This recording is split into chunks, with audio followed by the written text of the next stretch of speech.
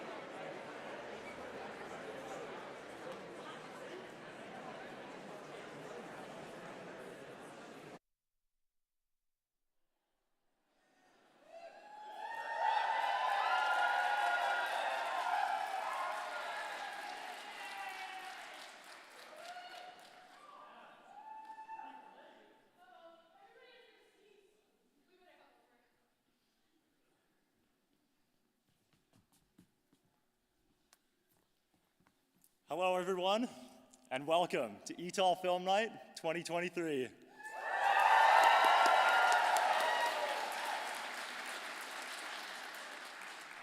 My name's Robbie. And I'm Miliana, and we're going to be your MCs for tonight. We have some really exciting news before we start the night off. We are super excited to announce that this is the very first year that Etol Film Night has totally sold out.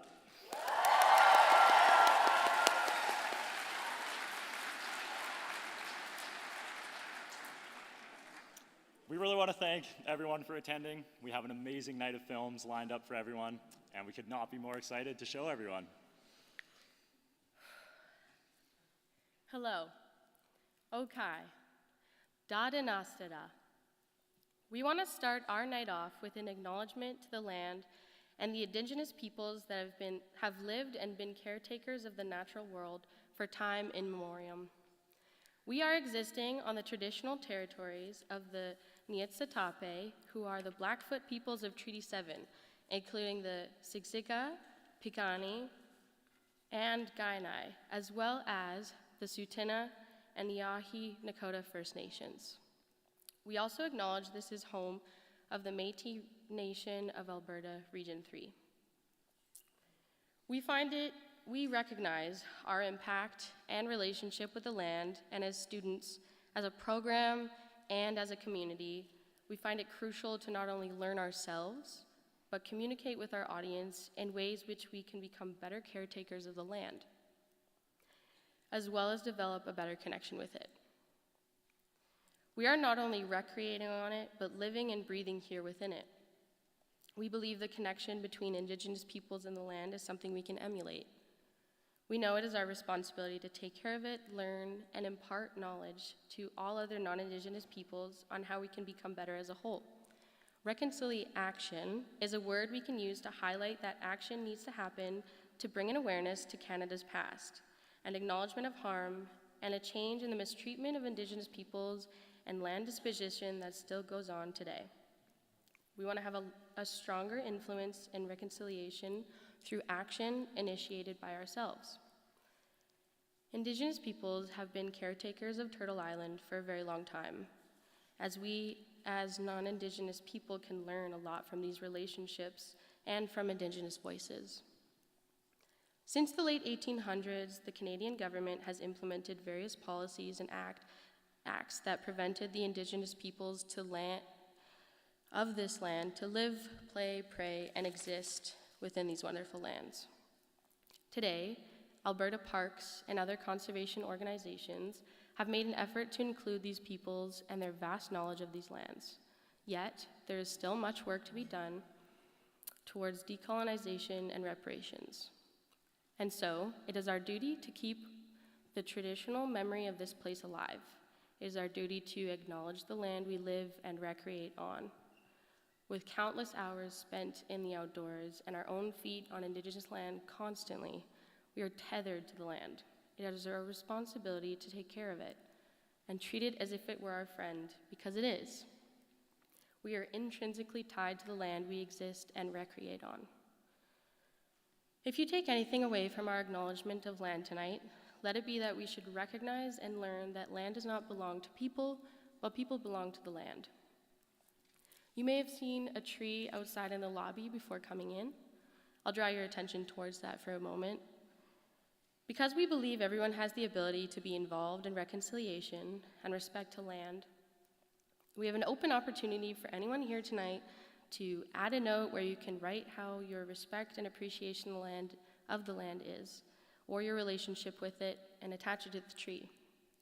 Whether it be one word or one paragraph, we appreciate anyone willing to participate. This activity will be available during intermission and is directly to the left outside those doors. Reconciliation and reconciliation, as mentioned, is an ongoing and involved process that lives and breathes as long as we venture across Turtle Island and every other place on Earth.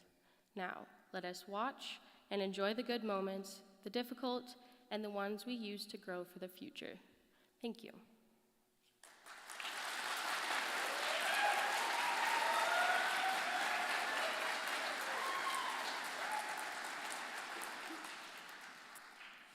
Now, what would a film night be without a couple films to start us off?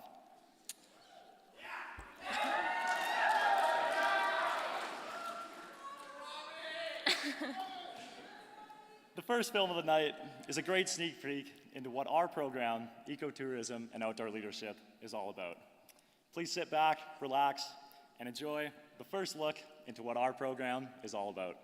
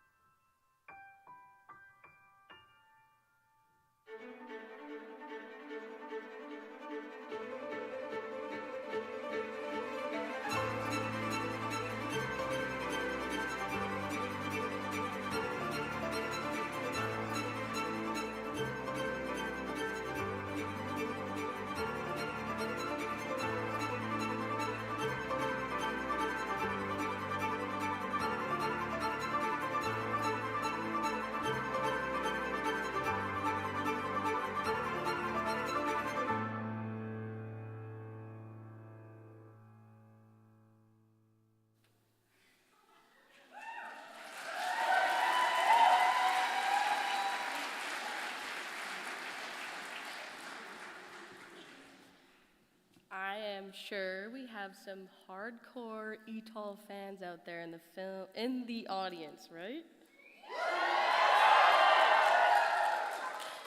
For those of you who are soon to be mega big Etol fans, we would like to explain what Etol is as a program and what Film Night is all for. Ecotourism and Outdoor Leadership, or Etol as the cool kids call it, is a very special bachelor's degree here at Mount Royal. It offers a wide range of courses like leadership, ecology, business, geography, sociology, basically every kind of ology.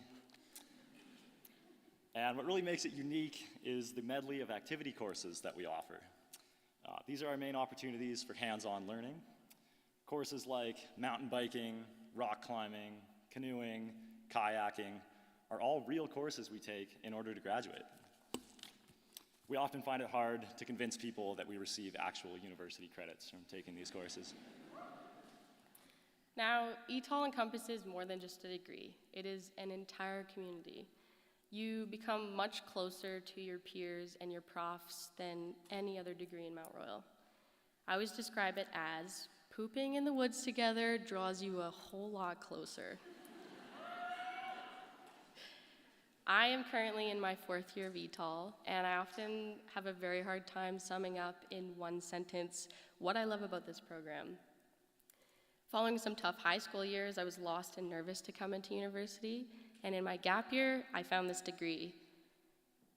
I have never felt more in the right place and with the right people than I have in Etol, and it's opened me up to a world that I belong to. Not only have I gained confidence through the experiential learning and outdoor endeavors that we experience, but I've gained confidence enough so to stand up here as an MC in front of hundreds of people.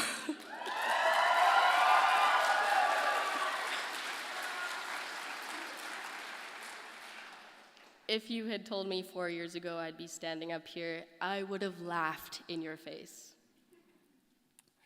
I'm also in my 4th year of Etol, and I've loved every second of this program. I was in a similar boat as Millie coming out of high school, had no idea what I wanted to do. I wasn't always the biggest outdoor enthusiast growing up. I remember days when my parents would be dragging me up the mountain by the hood of my snow jacket just to get me up the trail. But as soon as I found Etol, I applied, and right as I started, my passion for the outdoors was ignited, and I knew this was the place for me. My favorite memories so far have been mountain biking at Crow's Nest Pass, as well as our 10-day hiking expedition through the Purcell Mountain Range. Film night is our opportunity to share what this degree really looks like, specifically in our experiential learning opportunities. As an Etol community, we put this film night on every year to share our adventures and our experiences. This is how we can really extend our experiences into the outdoor community as a whole. The event is special this year because not only do we have Etol students, alumni, and faculty members sharing films, but we also have films coming from the greater outdoor community. And we also sold out. Our theme this year is surrounding the idea of rediscovering nature's wonderment. We invite the audience tonight and participate with us in attending back to your younger days where nothing felt impossible and no mountain felt too big to climb. If you're first establishing a connection with us or the outdoors tonight, we encourage you to revel in the wonderment coming from the possibilities ahead of you. For those of you that may not know, our dress-up theme this evening was Colors of the Forest, as we wanted our audience to become the forest with us. Now, believe it or not, there's more to this film night than just promoting our super cool program. One of the main purposes of tonight's event is to raise money for the Alan Derbyshire Scholarship Award. Alan Derbyshire is the founder of Etol, and he has been a part of Mount Royal and this program for over 35 years. He is one of the few professors here at Mount Royal that was named the Professor Emeritus, and he is the reason that we are all here tonight. So the Alan Derbyshire Award is given to Etol students every year to aid them in pursuing a career in outdoor leadership or ecotourism. This ranges from getting certifications, getting first aid training, funding towards expeditions, and so much more. Basically helps us out with that never-ending money pit of being an outdoor enthusiast. So we want to give another big thank you to everyone who attended tonight and helped us raise money for this wonderful award. Last year, there were 13 students who received this award, and a lot of them are here in attendance tonight. We would like to give a shout out to them and congratulate them for receiving this award. So congrats to Ara Altamara, Devin Blind, Justin Clark, Kaylin Clark, Lorraine Corsel, Teresa Hennig, Cassidy Kosolowski, Haley Putris, Emma Marple, Sydney Thomas, Emily Wagner, Rachel Van Wert. And best for last, Robbie Kuhnlein.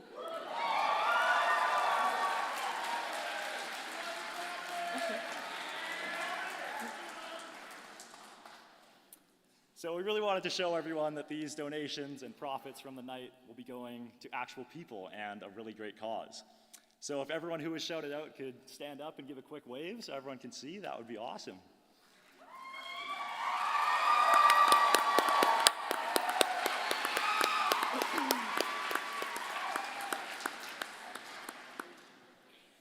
Now, lastly, before we dive into the night, we want to lay out how the night goes usually. Hopefully you were given a program. If not, we'll explain it to you right now. We have 8 films competing for our Esker Award tonight. These films are created by both Etol students, and this year, like Robbie said, it was open to public submissions. So the surrounding outdoor community also has a few films for us tonight. Now, we want to introduce what all these film contestants are actually competing for. The grand prize of tonight's event is this beautiful award right here. This is the Esker Award, and it's given to the winner of Etol Film Night. An esker is a ridge that's created from a receding glacier. It's composed of gravel, sand, and sediment that are left behind from when the glacier retreats. This award was named after eskers, and it also sounds like another popular award we're all familiar with, the Emmy. I think it's after the Oscars, Robbie. Oh yeah. The Esker winner will be decided by you, the audience, and will be announced at the end of the night. We highly recommend you vote during our intermission period. After our fabulous Esker films, voting, and the intermission, we'll move on to our alumni film and 3 feature films. These are films that come from all over the outdoor community. After those films conclude, we have some exciting prizes and our awards. We will then extend the invite to come to our totally wicked after party at the Westgate Social Bar here on campus.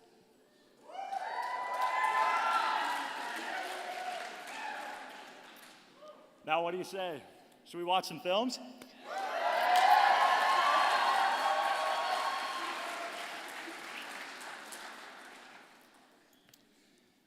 Our first film of the night is a quick 2-minute film by last year's MC and fellow adventure man, Tegan Neem.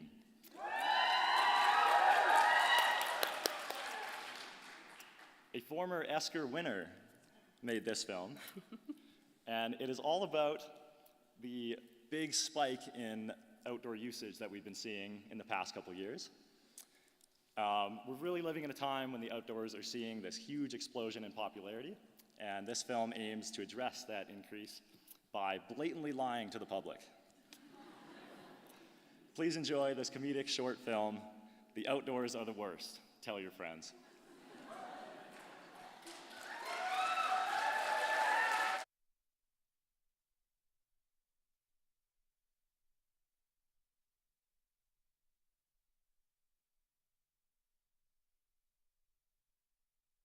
The outdoors can be a difficult place to try to enjoy. It can be cold. It's cold. They can be wet. You a little wet? A little wet! They can be buggy. And it can be a lot of work to be here. Someone who hasn't spent much time out here might begin to wonder, is it worth it?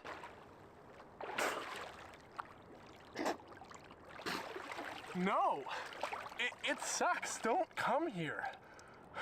What I hate most about the mountains is having to be with my friends. So I ate a cactus. there was fruits on the cactus, and I thought they looked good. I don't like them at all. And whenever I'm with them, I have some of the worst times of my life. Also, one of the things I like least about going outside is having to grow and experience new things. I want to diminish as a person over time. And when difficult things happen to me, what I want is to get weaker. I really hate the mountains. It's not like it gives me the greatest joy of my entire life. And the river? The river? Oh, I hate the river. Like, who put all this water here? This is ridiculous. Doesn't get me stoked at all, not even a little bit. I'd way rather be at home. I hate being out here with my friends. No, that's what the outdoors is. It's boring. It's really lame. It's like there's nothing interesting or stimulating. It creates no curiosity or like, aw, have you ever heard of that? Whoa. Definitely won't find that out there. It's also ugly. It's really ugly. There's like gray. Everything's gray. There's no colors. Yeah, avoid it. Like the plague. The outdoors are the worst. It's just not worth it. Brought to you by the people who gatekeep.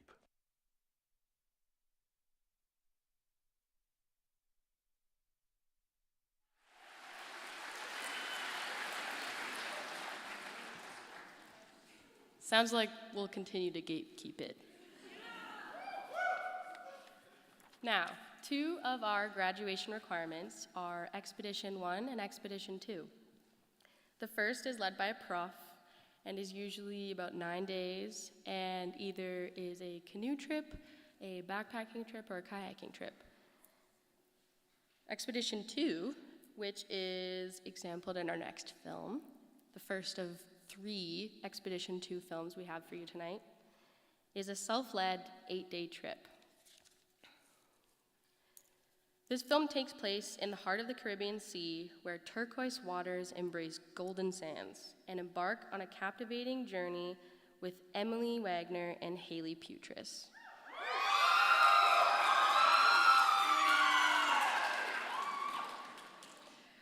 Now, these intrepid souls, in their 4th year of Etol, are venturing on their Expedition 2 over 7 days. They navigate the waters around Belize's picturesque cays, embracing the allure of the unknown and the beauty of nature while immersing themselves in the heart of ecotourism.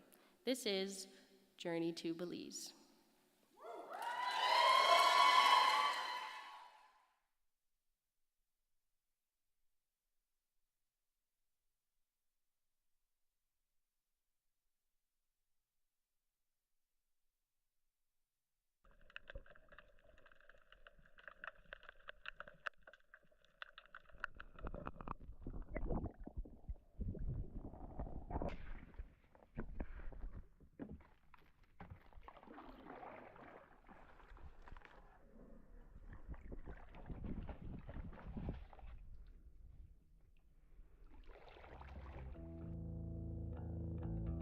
Floating in the water,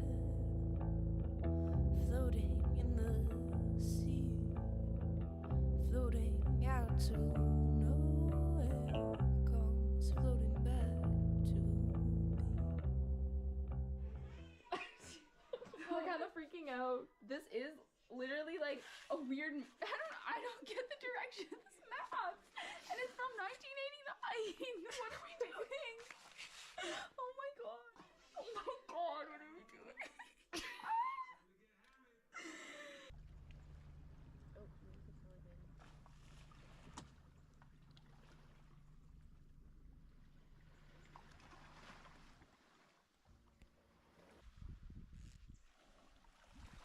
We're alone now. This is home.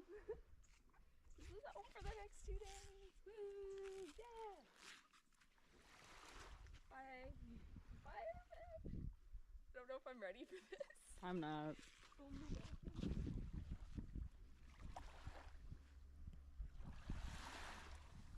Alright, day 1. Irvin, when he dropped us off, brought us lunch. We're surprised we're here. Like, this is crazy. Because I can't believe we didn't get like any pushback. We like came up with all the reasons that we think Ian was going to say no, and then he didn't. Like, he gave us 0 pushback at all. Belizean Coast Guard Radio, Belizean Coast Guard Radio, Belizean Coast Guard Radio.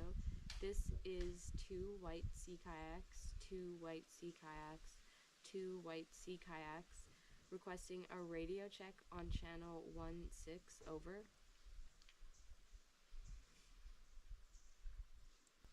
We tried.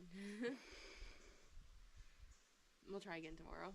Yeah. Just over halfway to the island Moho Key, where we'll be staying the rest of the night. And yeah, we came from all the way over there and we just have that much more to go, but it is so hot. We are taking a break and putting our feet in the water.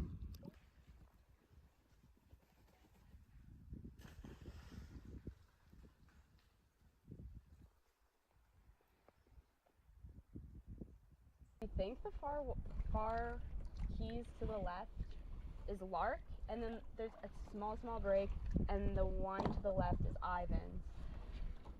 We're not entirely sure. We're gonna try and use our bearing of 270. Yeah. And the the 2 white ones. Yeah. Oh, okay. Oh, so we're very close. Yeah. Oh, Right okay, there. okay.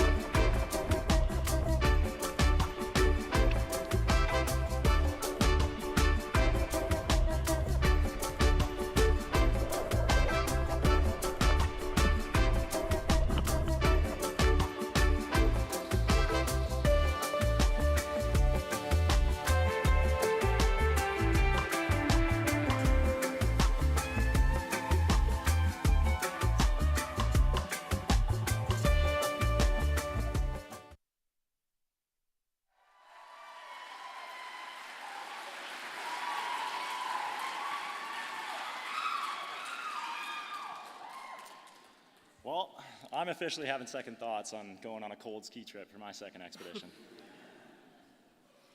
Our third Esker of tonight surrounds J. Ashley Nixon and his multiple trips to Rum National Nature Reserve in Scotland.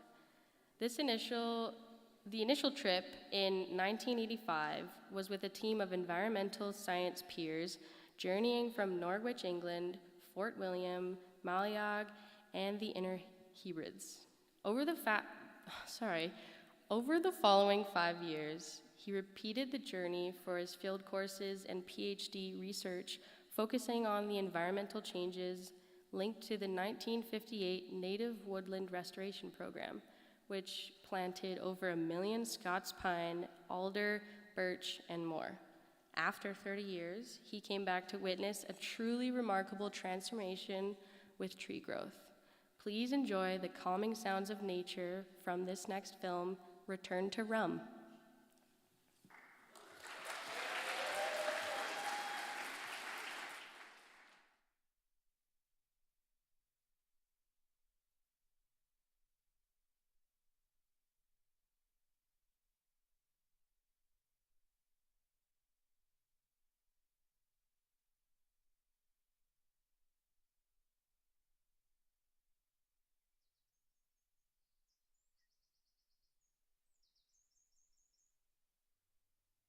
The Isle of Rum, a national nature reserve in the Inner Hebrides off the west coast of Scotland. It's 4 o'clock in the morning on the longest day of the year. I've returned to Rum to see the native woodlands I studied and photographed in my PhD during the 1980s. This is Glen Shellisder. I'm down here to see the relic woodland, which is just behind us there. It's a place that basically deer couldn't get to. And prior to that, there was a lot of sheep on the island. The sheep replaced the people. The people had to leave the island and go live in North America. Sheep were taken out when the Nature Conservancy Council took over the whole island as a nature reserve. Woodland plots on the island have been fenced off, they're deer proof, to allow them to grow from seedlings, because without that fence the deer would eat them away. But they can't do that here because it's too steep, it's too rocky, deer don't want to go there. And so this relic has survived, and we do know from the pollen record, we know from old studies and maps that Rum used to be really green. Very much a woodland island. The Vikings knew it as a woodland island, and much of that woodland disappeared because of burning and then sheep grazing and deer grazing. You might be wondering why I'm dressed like this. I've got gloves, I've got my coat sleeves tight up, and I've got a net over my wide-brimmed hat. It's because of the horseflies, the black flies, the midges, and even though we're in an open glen here, they're driving me crazy. I didn't know that filming was going to be so difficult as this, but they're all over the lens, they're all over the camera, they're all over me, and no matter, even though I've got the net on, I've got the midge repellent, they're still getting in there, they're still getting into my eyes, and it's very, very irritating. But at least it's sort of even getting in my mouth. I better get some water.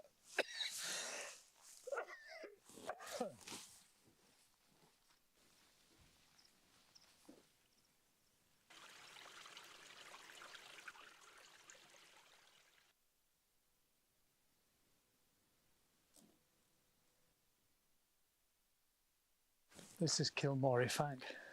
This was my favourite spot. I thought it would turn into a really good woodland, and I'm not disappointed. Maybe as much as 40% of Rum used to be woodland. When Rum was established as a National Nature Reserve in 1957, the moorland burning was stopped and the remaining 2,000 or so black-faced sheep were removed. Woodland restoration began in 1958 using 26 native species.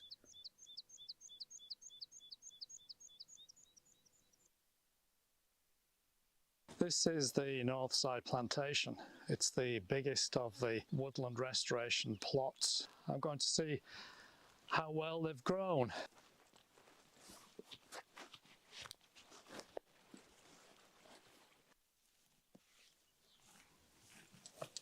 So this woodland has developed so well in the 30 years or so since I was last here.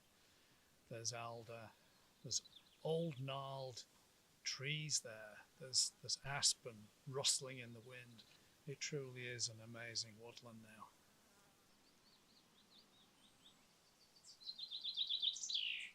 My research on Rum investigated environmental changes associated with the native woodland restoration programme. After 7 years of fieldwork, chemical analysis of the soils and multivariate analysis of vegetation data, I was able to show that soil fertility had improved and woodland ground flora communities were forming after less than 30 years.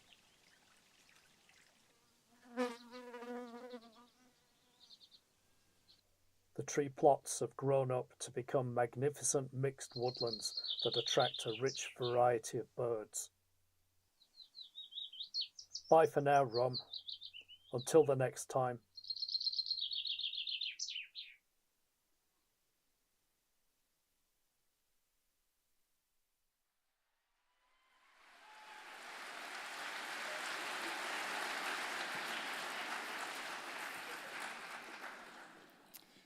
Well, that is quite certainly not the same kind of rum I return to after a long day.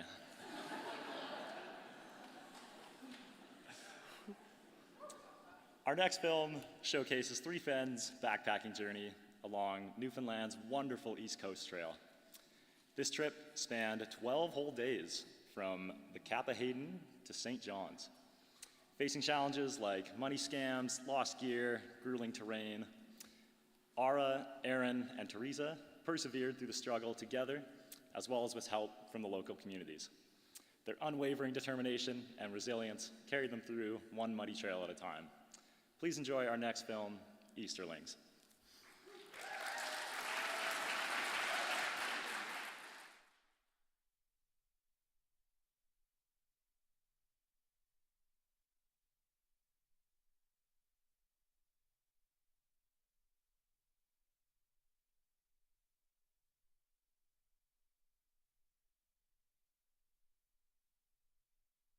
This is it?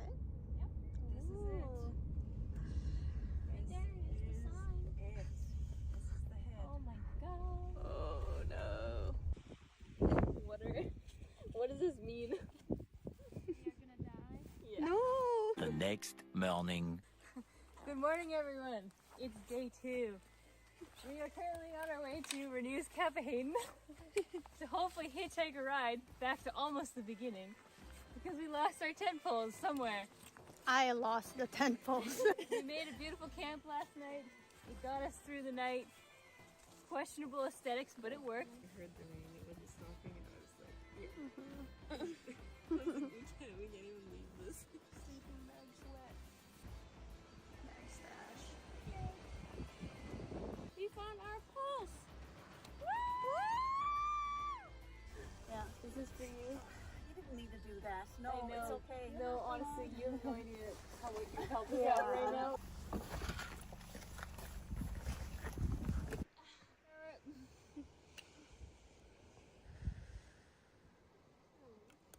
drying off the tent. You're going to be kept awake if the fog comes in. Uh-oh.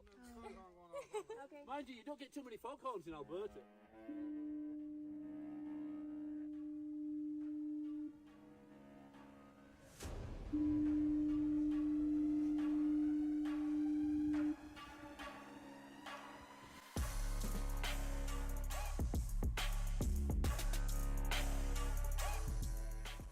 We got the guest book because people used to be asking Kathy, how many hikers do you get? She said, well, I don't know, we never counted them. So she said she got a guest book, and now when they come in, they get her to guess the sign. But we love all the hikers, love them all. How long do we stay here?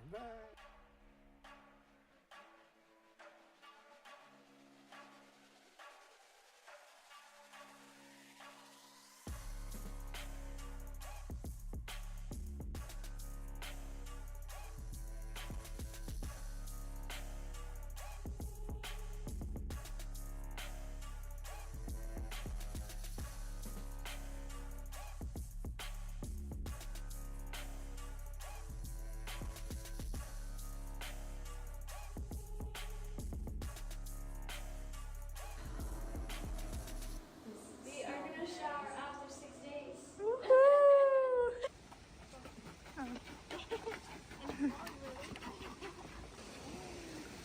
At the waterfall. Bread. Plain bread. Hi, my name is Chris Shaw and I'm a founding member of the East Coast Trail Association. We started the East Coast Trail in 1994. We cut 110 kilometers as volunteers and we got our first government funding in 1997. I sat on the board of directors from 1995 to 2001. And I love to see hikers come in from all over the world to hike this magnificent trail.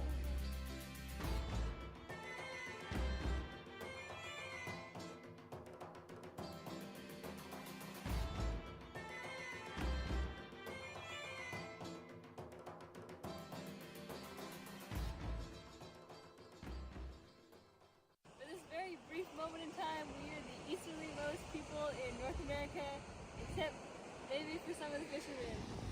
But they're not on land, so No, they're not on land. it's We're us. on land. It's us. Pretty much sunrise. We kind of expected that we won't see sun because it's super cloudy. Bless you. See, it's true. Excuse me. But it was still worth it because it's a beautiful morning. Cloudy as hell, but beautiful. So first sunrise. Wow. Pretty. Last tent spot. Last meal outside. Last Etol trip. We made it. Wow. Crying about this, she's happy. Tears of joy. We want fish and chips and beer. Nothing is gonna stop us. Not even a hurricane.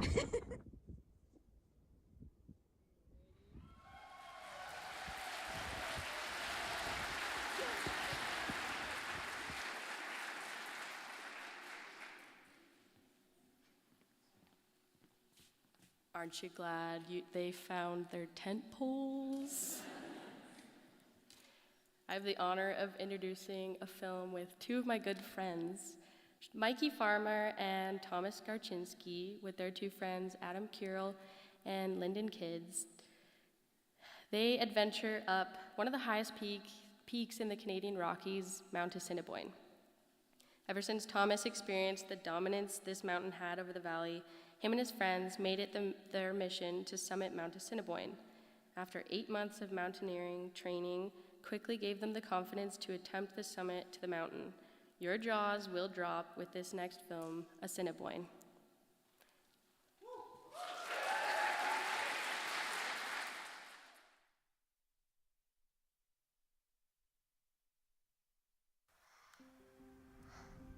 Hind Hut, do you copy? Yes, we copy. We've successfully summited Mount Assiniboine. We're on our way down. No way! That's so sick. Congrats, boys. I hope the views were amazing. There's this quote from this mountaineer.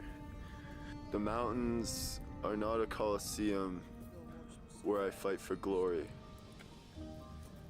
It is the cathedral where I practice my religion. Assiniboine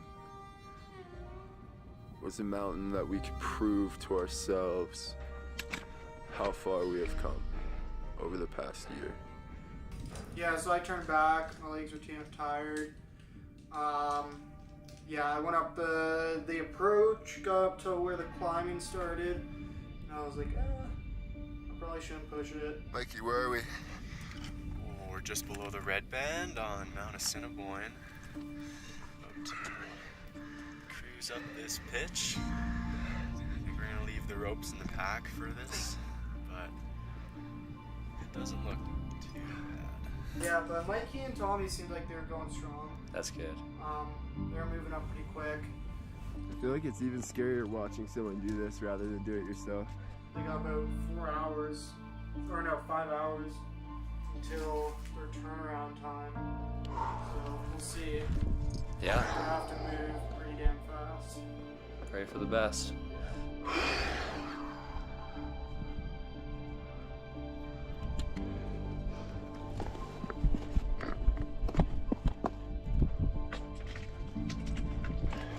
I unfortunately decided to stay behind as my legs have just been cramping like crazy over the last 2 days, and today they're just super sore and fatigued. It was a difficult decision to make, but I think it was the smart one.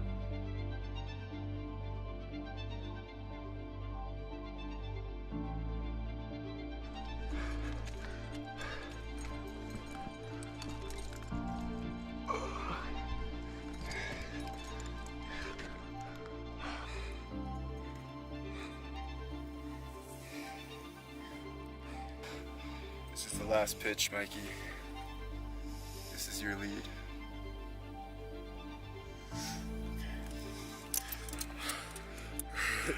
Oh.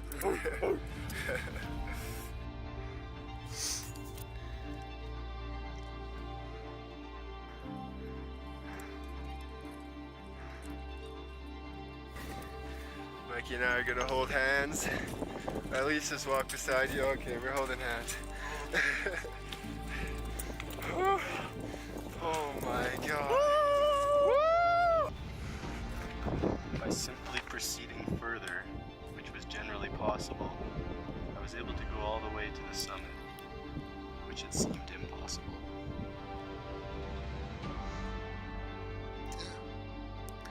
You just wrote that? No. Read it in an old book of mountaineering glacier travel.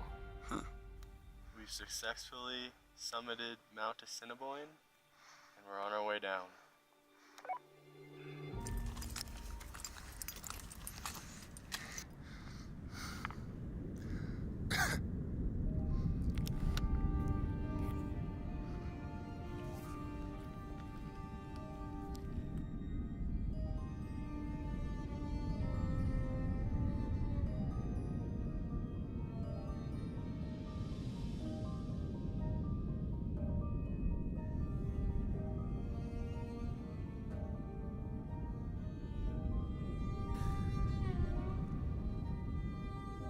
I don't know if you can see, but their lights are just below that big gray section.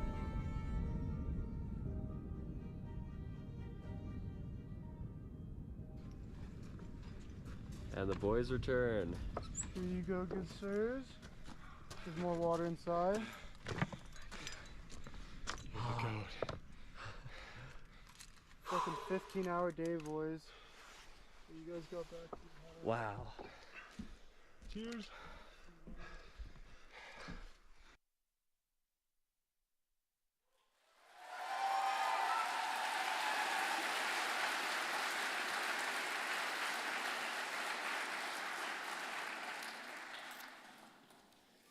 Well, I'm glad we saw them roped up at least one point throughout that film. Our next film comes from my fellow MC here, Millie.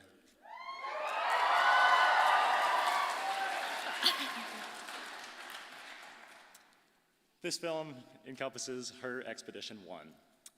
With 5 years struggling with chronic Lyme disease, this expedition was not only nerve-wracking due to its physical demand, but because of her disease that has made her unable to live her life as a healthy 22-year-old up until this point.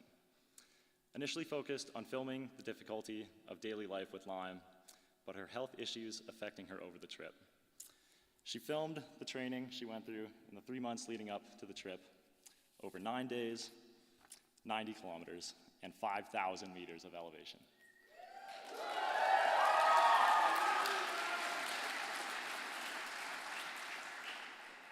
Her perspective on both her health and her film concept changed drastically. This next film showcases the transformation and significant changes to Miliana's mindset she experiences on her Expedition 1. We invite you to watch the next film, How to Change Your Mindset in 90 Kilometers.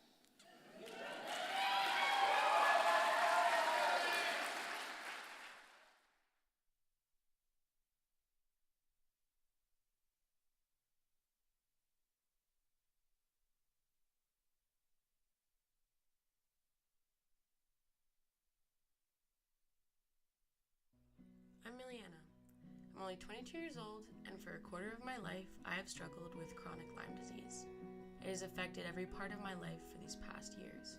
Today, I'm telling the story about how 90 kilometers and some amazing people changed my perspective of my health profoundly.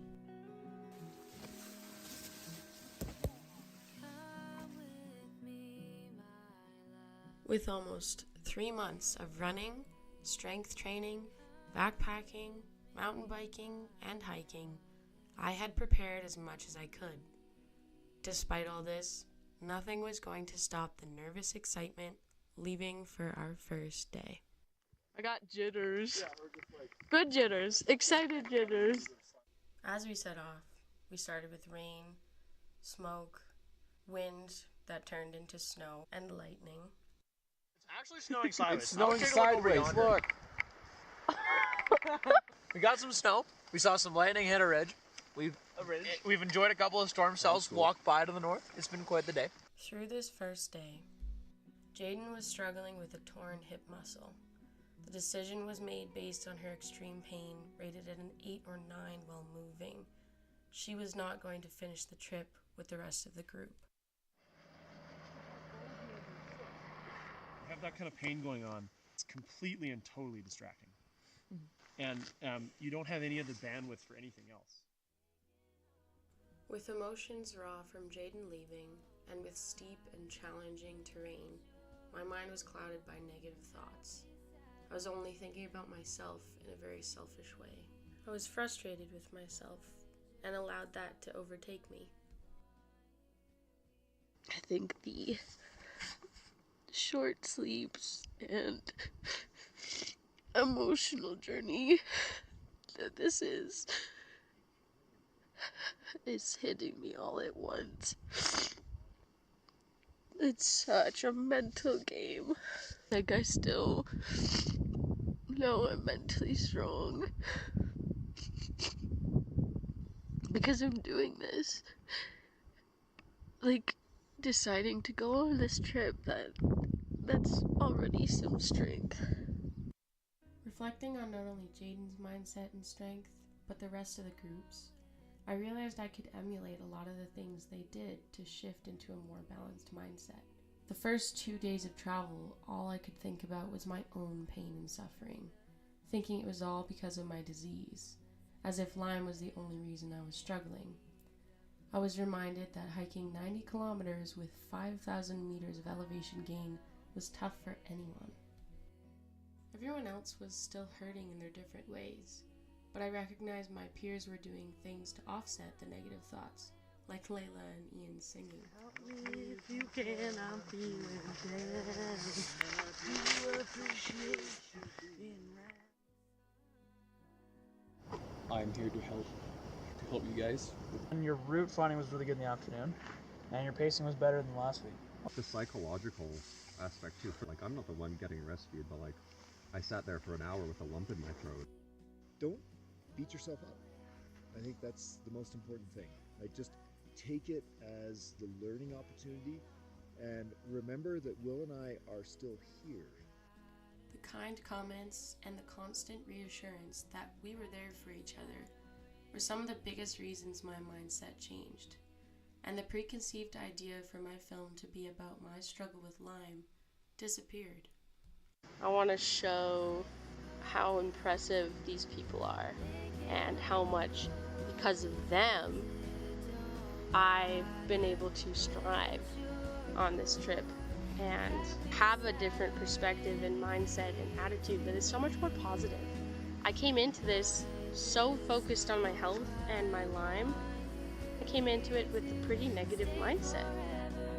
The group acknowledged my Lyme, but they didn't center my existence off of it like I had for so long. They taught me that I was strong because of who I am, not because I exist with Lyme disease.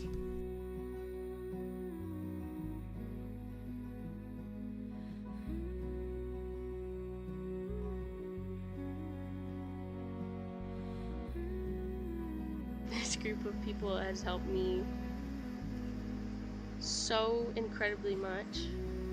I don't think they have an idea.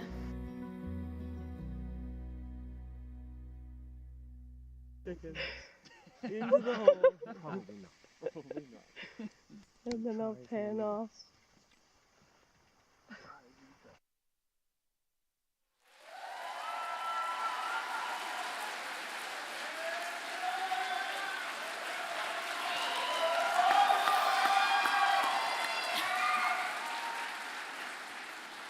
I love you guys. I also want to bring attention to the beautiful voice and music in my film. I had the honor of Jaden Riley saying yes to me having her music in my film. She's the one that had to be heli evacuated out. So thank you. You're amazing. I love you guys. Wow.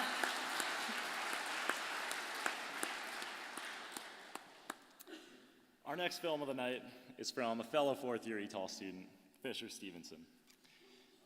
Fisher is a die-hard bird fan and is often criticized for loving birds more than his own family.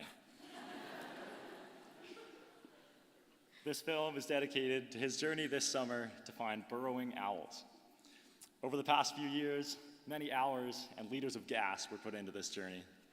This film captures the many birds, animals, and memories captured along the way. Please enjoy his film, I Took a Drive.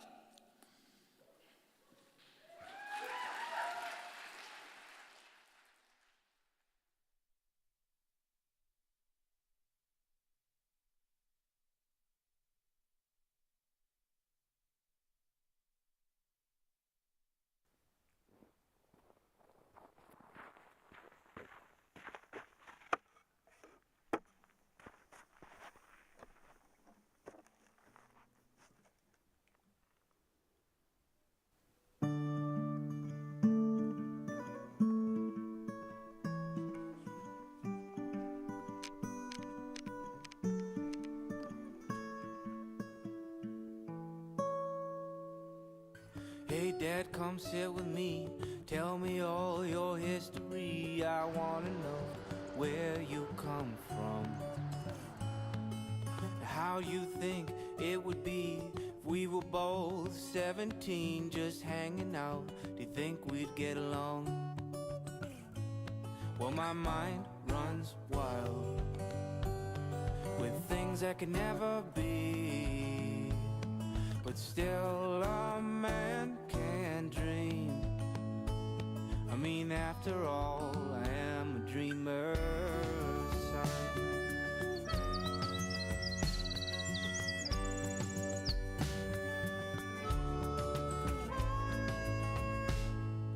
Hey big bro, found a letter to read. It's dated back when you were 23 and you were planning out the things that you've now done. So Tell me how you figured it out, how you overcame the doubt, or have you always known where you would be? 'Cause I'm at that age, and I'm staring at a blank page, and I wanna write the same, but I'll probably just sign my name.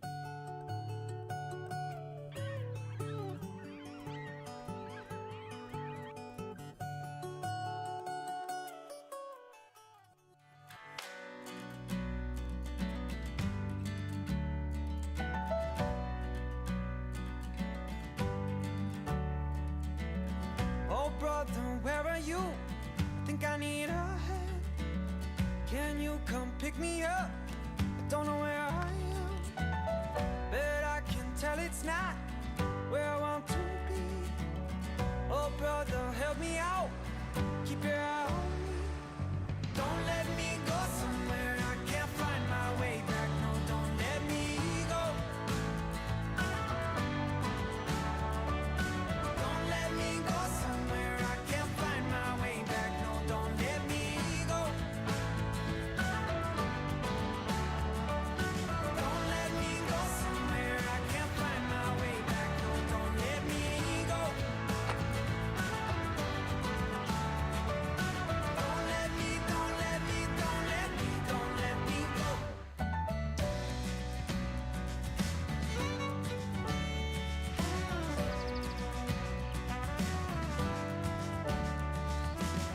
Don't let me let myself lose my way. I can't quite trust my feet to keep me walking straight. Maybe I should be stronger now, but I can tell I'm not. So brother, walk with me. I think you're all I've got.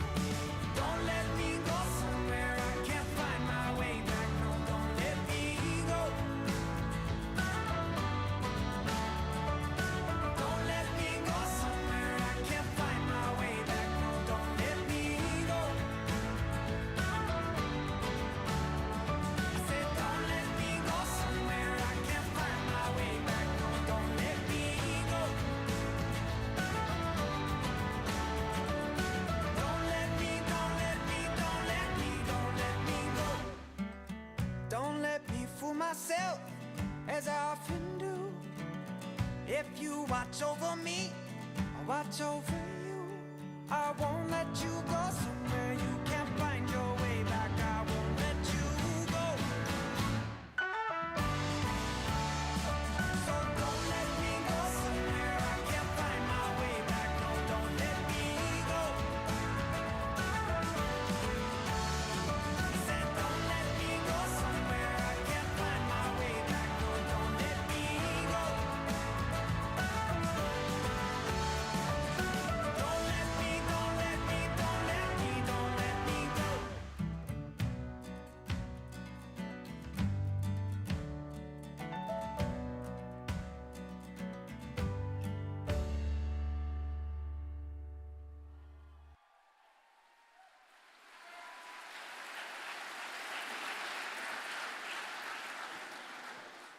That was great. Still not quite sure if Fisher likes birds or not. Our last film up for the Esker Award category is by Cassidy Kosolowski. This film shows three friends, Cassidy, Alexis, and Sierra, embarking on their expedition 2 through Assiniboine Park. Challenges of steep hills and blisters deepened their connection with each other. Please enjoy our last Esker film, The Three Feral Mountain Girlies.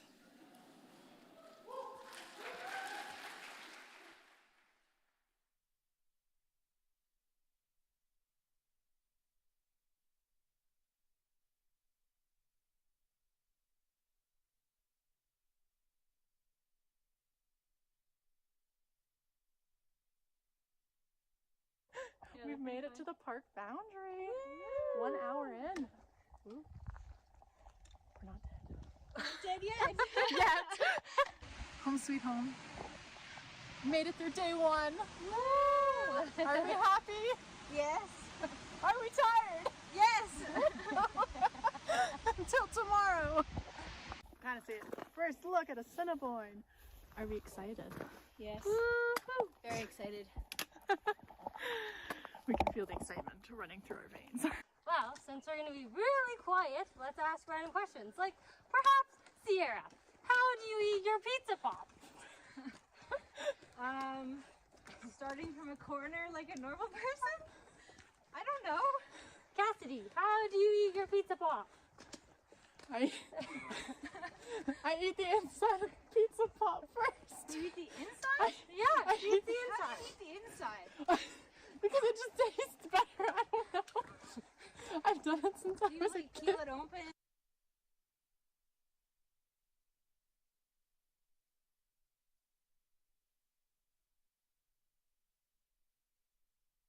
Day 3. Wow. 14 kilometers. In the rain. Hopefully not. We'll see. I hope not. We have to make it to camp by 4. Mm-hmm. Then we'll miss it.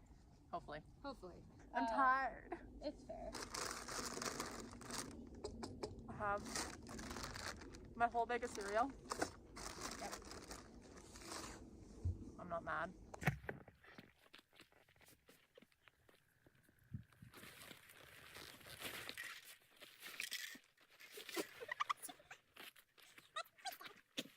I have to like speed this part up. We take a bit of time. To be fair, my inReach gets stuck in my strap, and then my shoes on the side. I'm also making dangly bits. I'm also making a ton of noise because then the bears don't. I like that little burst of like energy you get when you get close to the top. Right? Your body's like, yes, almost over. Yay! Oh, it's even got a bench! Found a Cinnabon Provincial Park!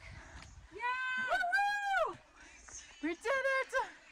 Yay! Oh. Oh. 2.5 to the lodge! Because I was like, you know, I've done this a few times now. I want to say. Holy shit! Oh my god! That's a Cinnabon! Amazing! Stop! That is beautiful. That's crazy. Wow. Oh my god! I just got like chills. Right? And then the heli! Hiking for about an hour. Woo. And if we die in this section, it's because the Slenderman gets us. Huh. That's comforting.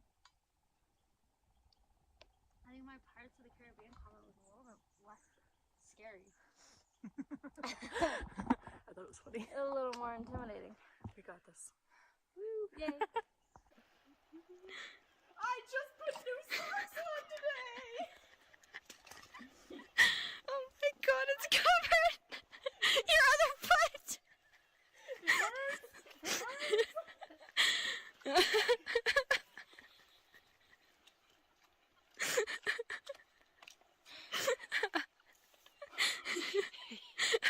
Okay, let's come over here and look at the damage. Oh my god, it's caked! That is disgusting. Welcome to Tent Talks with Cassidy. Alexis! Sierra! Okay. I really look like a banana in this outfit. Like, I honestly do, guys. Oh my gosh, I love it. Okay. Like that. Wait a minute. Last day! Final day. Woo! Last 12 kilometers. Here we go. Hopefully we don't die. We better not die. We don't die only 5 minutes from trailhead. Yeah. 5 minutes. Success. Success. Yay! We're done.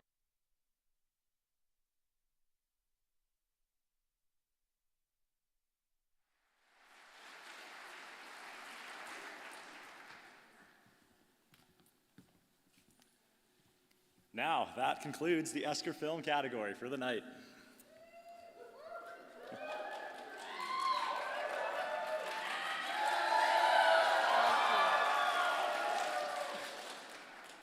We we want to remind everyone to please vote on their favorite Esker film as soon as possible while all these great films are fresh in your mind. Please scan the QR code seen up here to vote on your favorite film, as well as our photo competition. The photos are displayed in the lobby, and I believe you'll get a little sample of them on your phone as well. Please vote as soon as you can, as we will head straight into some incredible films right after intermission. We also want to remind everyone that there is a silent auction, 50-50 raffle, and we have sponsor donor prize packages all in the room next to Coat Check. This will be open for all of intermission, and we hope you take advantage of all these opportunities. You can get your tickets for our sponsor prize packages in the same room, and both the 50-50 raffle and the silent auction are online with all of the QR codes out there in the baskets. During intermission, we have a wonderful pre-recorded panel with a first-year, fourth-year Etol student, as well as an alumni and a faculty member being played over the intermission period. So please enjoy that. We'll take a 25 intermission right away, and we'll meet back here in about 25 minutes. And I don't know about you, Millie, but I'm feeling pretty tired. Oh, I agree. I'm not feeling myself right now. Maybe a nap during intermission will help us feel changed as people. Yeah, I feel like if I took a nap when I wake up, I might feel like a totally different person.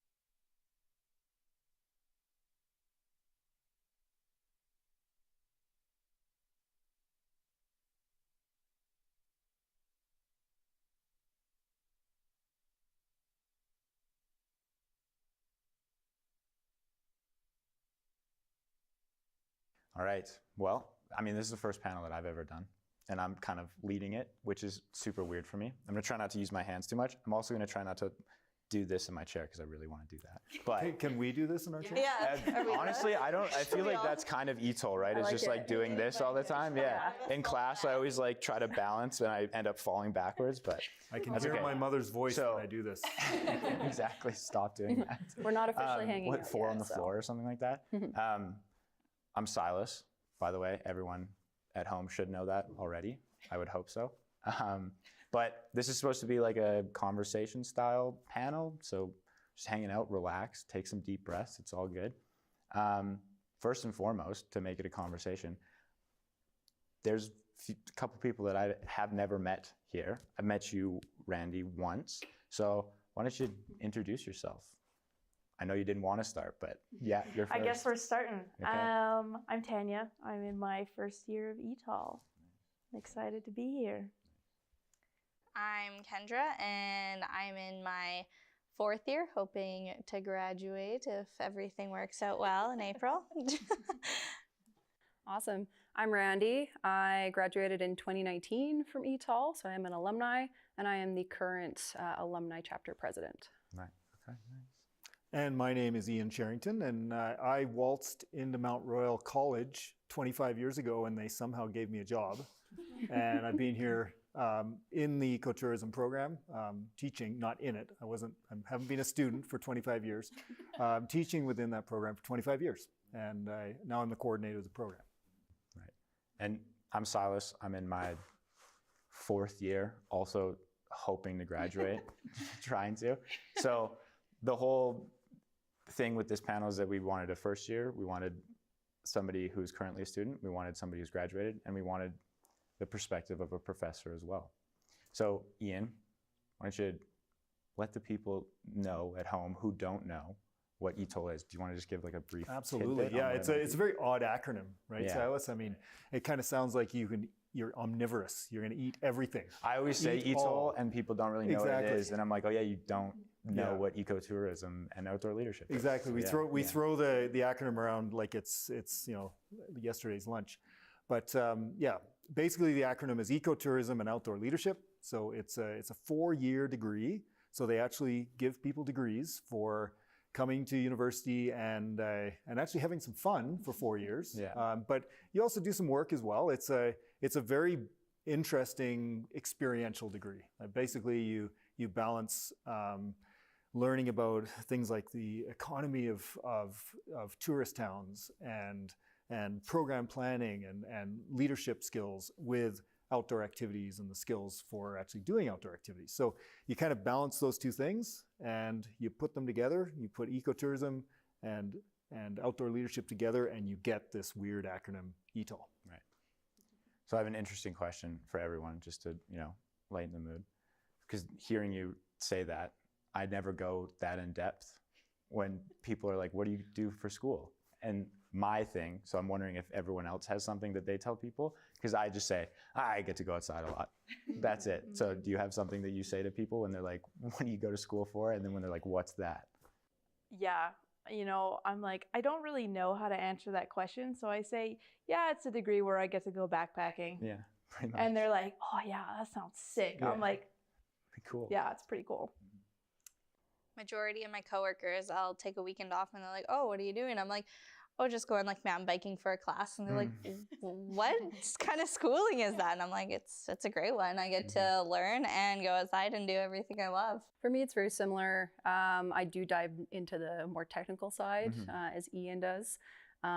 People are always curious about whether majors are involved, because you do have to kind of couch that in the HPED department. And they're like, well, what's HPED? And you're like, okay, well, I've got to spend another like 5 minutes talking about like the structure of Mount Royal and this and that. I basically say, you're required to be at school for a little bit to do your stats and your marketing and all of that. But essentially, yeah, I get to go outside and have fun. Do you just straight up go into that long spiel when people and you're like, this is actually what it is? Yeah, I mean, sure, you could just say it's a gym degree with outdoor stuff. Yeah, that's what I say. I could either be a gym teacher or a ski guide. Exactly. Yeah, but I mean, really, I've heard it described as a sociology degree with activity, because there's so much of what we do is about interacting with human beings on a human to human kind of basis.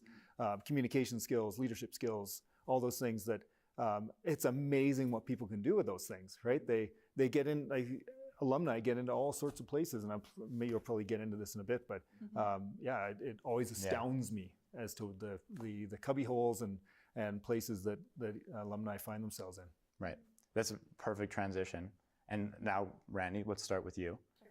Like Ian just said, with like the diversity and you have so many experiences through it, and it is like a weird sort of, it's alternative learning, I would say. Like you learn a lot about a lot of stuff, and it's so vastly different. Being graduated with an ecotourism degree, are you using it? How are you applying it?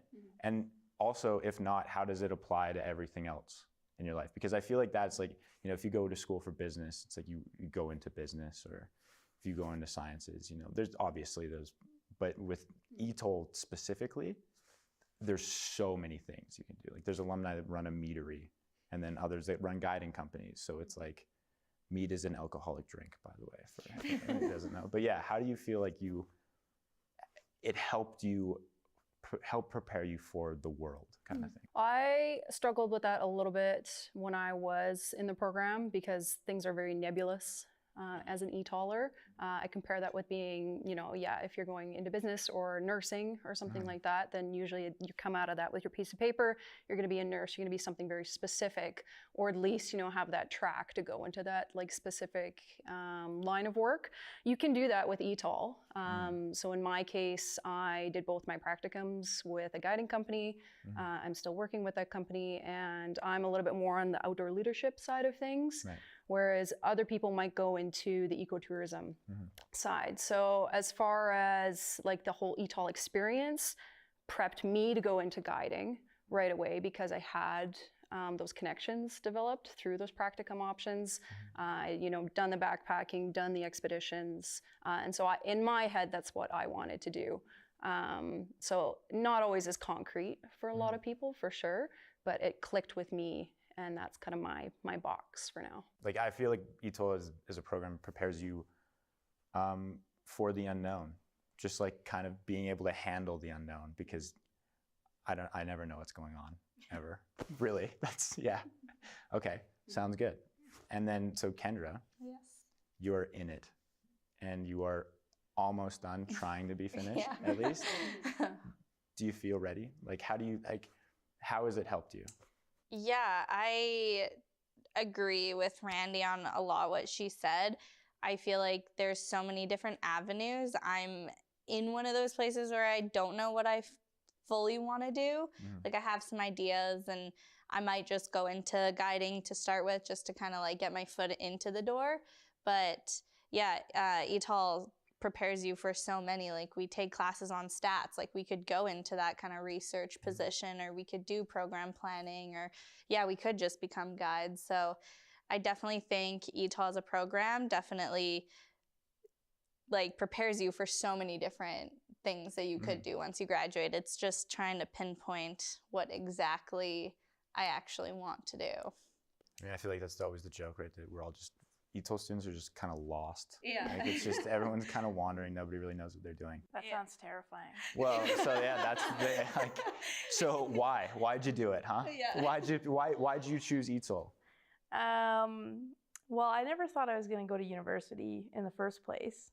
I was like, nothing ever resonated with me. I didn't want like a direct path where if I went into business, I'd go into business. If I was a nurse, I'd go directly into nursing. And so I think the beauty of Etol is that you could just kind of go wherever you want. And I had no idea what that meant in the beginning when I first found the program, but I didn't really know what I wanted to do anyways. And the thought of like being outside while also learning just sounded so fantastic that like wherever it took me was exactly where I was supposed to be, and it was going to be a great experience. So far. Yeah. It's going well, so Yeah, let's keep it that way. That's good. Yeah. Even though I might get a little lost, apparently. That's a good take, though. Like, instead of thinking about like, oh, I don't know what I'm gonna do, it's like, oh, I could do anything instead. Yeah. It's a good way to flip that thinking. It's good. And I think a perspective that I've come up with lately is like, I don't think that we necessarily have to have one path. I think we can have lots of dream jobs within our career, which I think is special because it, like you said, you might start with guiding, but then it might lead you to somewhere else. And we have like, well, I will have, and you do have this like broad understanding of so many different things that you can like do just about anything. Yeah, and it does, because with all of the stuff we learn in it, like, just because I mean, if you want to be a ski guide and you go work for a heli ski guide company, maybe you don't want to be a ski guide, but maybe you want to work in like the human resources side of that company, because they are companies, and I feel like that's overlooked a lot of the times, that there's like a lot of stuff that goes in on the background, which we learn about in the more ecotourism side of the degree, which is super cool. So yeah, like Ian, as a teacher, how do you find it's like, is the best way to like prepare students for the outside world? And especially because like the way Mount Royal is set up, it's great because the classes are so small and our program is pretty tight-knit and quite small as well. But like, it has to be a pretty special experience, like being able to be a teacher in that and like guide. It is. These people. And you know, the world is an uncertain place, and it's becoming more and more uncertain with these big, huge global issues that are coming down the pipe. And I feel really strongly that our program prepares students for that world, that reality, because we expose students to uncertainty. Like, that's a huge part of what we do, right? We put people into situations that are uncomfortable, and that forces them, because of real consequence, to be situationally aware, to be problem solvers, to be critical thinkers, to be empathetic, to be all those things that are skills in the current world, in the modern world, that are absolutely essential. Right. And so, maybe they don't have the specific, job training skill that a nurse has or an engineer has, but they have this incredible breadth, really, of skills that they can apply anywhere. And I feel pretty comfortable saying that. And I have seen, and we're here at Etol Film Night, and you're seeing these great films of people going out and doing these experiences where they are uncomfortable and they are making their way through those. And I think that's the magic of Etol, really. Yeah. I like going outside. That's it. And so, I mean, we've talked about the program. I think that's a good background for that. But as I hope is clear for the people watching at home, our program is heavily weighted on outdoor pursuits. Whether that be crushing, waking up at 5 in the morning, doing 1,500 meters, or just being outside and existing outside. And I think that is what we can all agree on, whether you do like to go out and have huge days in the mountains or you'd like to just go on walks, is that the common ground is that you just like to be outside. So let's start over here again. Or do you want me to start over there? It's fine. We'll try our best. Actually, we'll start with Ian, so then everyone else has time to think, because he can talk forever if he wants to. But just a time where you, either when you were growing up and you were like, this is where I want to be, or a time recently that you were just like, I can't explain this feeling, but this is where I want to belong, outside, being outside in nature. This is an excuse for you to talk about some cool adventure you went on or anything like that. Amazing. Yeah, toot your own horn. I won't talk for very long, but yeah, I mean, as a young human being on this planet, I had some incredible opportunities to be outside. I was incredibly privileged with where I was brought up in a rural setting. We had thousands of acres of, we didn't personally have them, but we had access to thousands of acres of untouched land that I could wander on, roam, and just be a feral young human being. Mm-hmm. And it's incredible what that does to the development of a person. And I attribute pretty much all of who I became with those young experiences of just having to make decisions for myself early on in life, without a parent looking over my shoulder. And that's something we don't give kids these days. I've raised 2 children, and I tried to do that as best as I could. I tried to be hands off, but it's very hard. There's this thing called negligence that we tend to chuck around. So those were experiences that really drew me to the mountains, drew me to the hills, drew me to the rivers, to the forests, wherever. And as an adult, being able to have this as a career where I actually get to introduce students to this year after year it's just incredible. And I could pick any of my expeditions or field schools that I've done with students over the last 20, 25 years, and all of them are a highlight, because it's not just being there in nature, it's sharing it with other people who are engaged and interested and keen to learn, and that's huge. Yeah, and I think a good way to wrap up your last answer too, just to bring it all together, is that Etol gives the students and even the staff that, the competence, the feeling of competence, to be able to go out and do that. When you have to set out into the world, it's even though you don't know exactly what you want to do, you're I'll figure it out. It's okay. So, Randy, what about yourself? Mine anything? Came a little later in life, I would say. I went camping a little bit when I was growing up, but I was not exposed to use Ian's term, the breadth of possibility in the outdoor world until I came into Etol. And for me, having the opportunity to go on to a field school in Norway was kind of this is it. I'm here. I'm with the people I'm supposed to be with, that sense of community you kind of touched on, very small class size with the Etol program, and going through, 3 or 4 years with more or less the same group of people. That to me was like, okay, I've found like the best university experience I personally had in my life. I've been through a number of different university programs, and that for me was, yeah, I've arrived. The people. It's another, like, it's a degree, but it doesn't feel like a degree because most of the people are just really just. I live with two fellow Etolers, and the quick story was that back in the summer we had this roommate moving in, and he ended up bailing 2 days before he was supposed to move in, and I had just gotten back from that Tofino expedition with our fellow student Will Whaley, and I called him a day before we had to sign the lease, and I was like, please move into my house. And he went, how much is rent? And I told him, and he went, okay. And then just moved in the next day. Like, just like that chill and like being together and not really caring where anyone else is, just having that commonality of like being outside. Just like to be outside.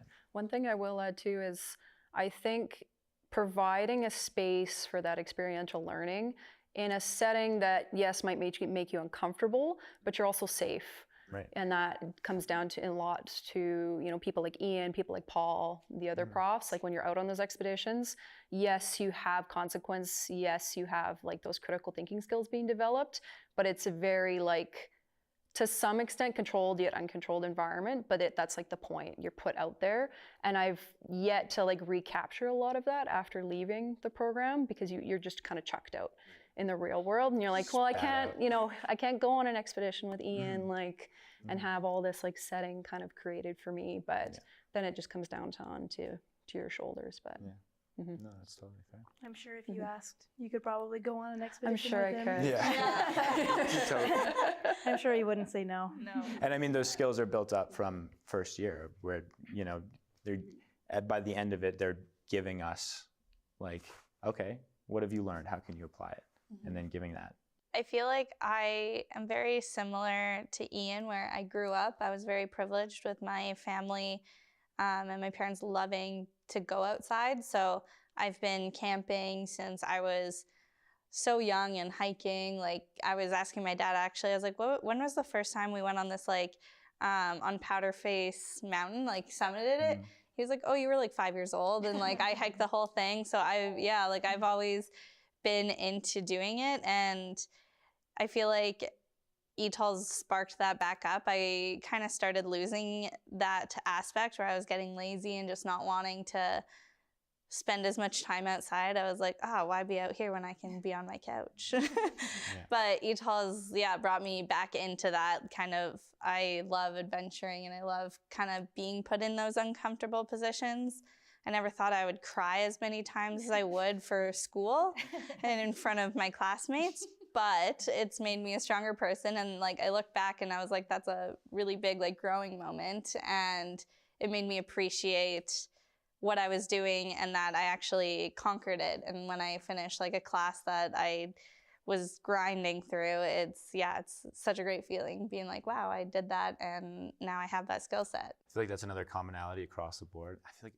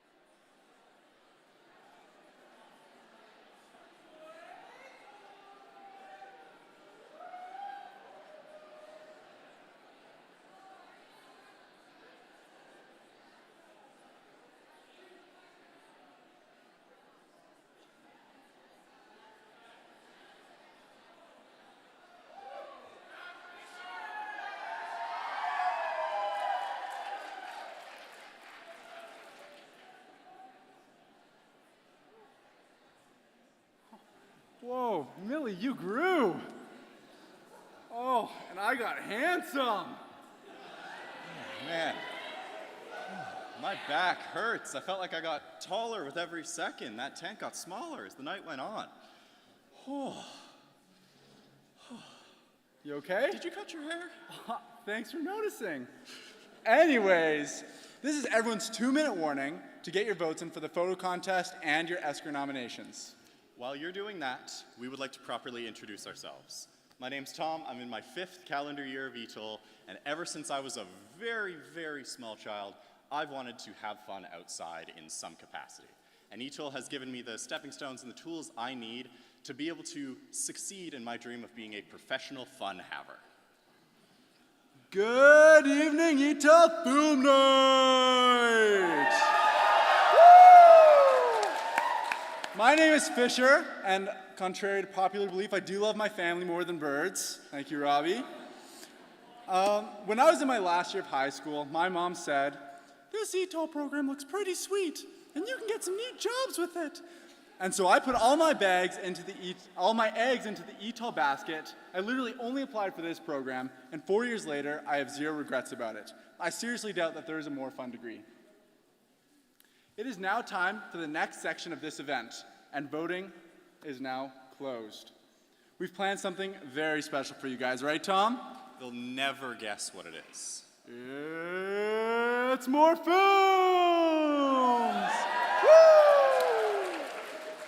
I would like to introduce Elder Hayden Melting-Tallow to the stage, who's the elder in residence at the Bissett School of Business, as well as worked with the Siksika Family Services for 15 years before coming to MRU here. It is an honor to hear him speak.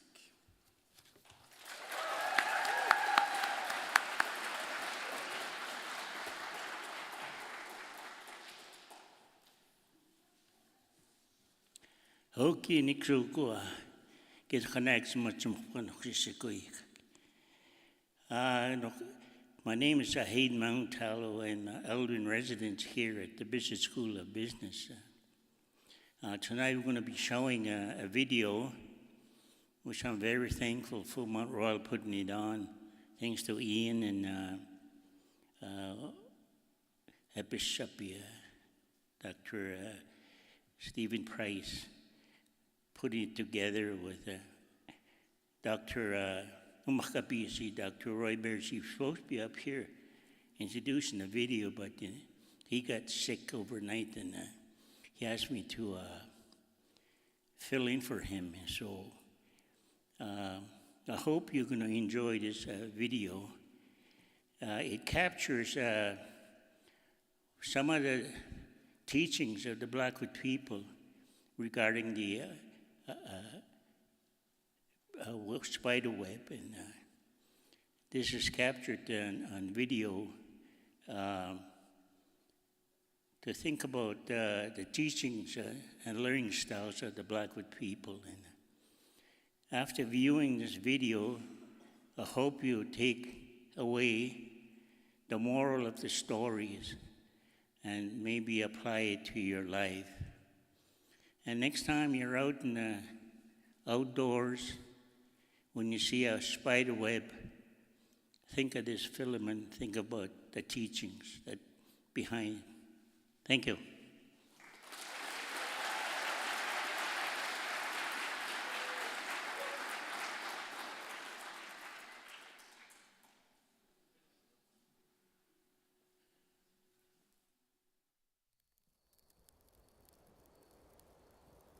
Since time immemorial, Blackfoot creation stories have always been passed down orally through generations of people.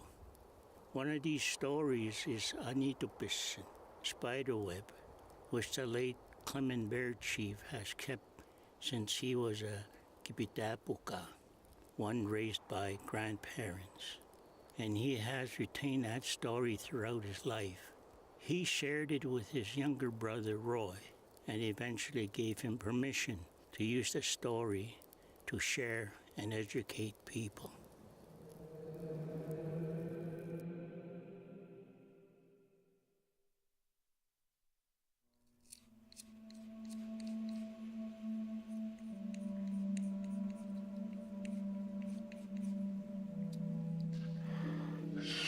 of Anitopisi, the spider web. When the Creator instructed Anitopisi to wrap the world with the people in it and bring him down here, he did as he was told. He brought him down here.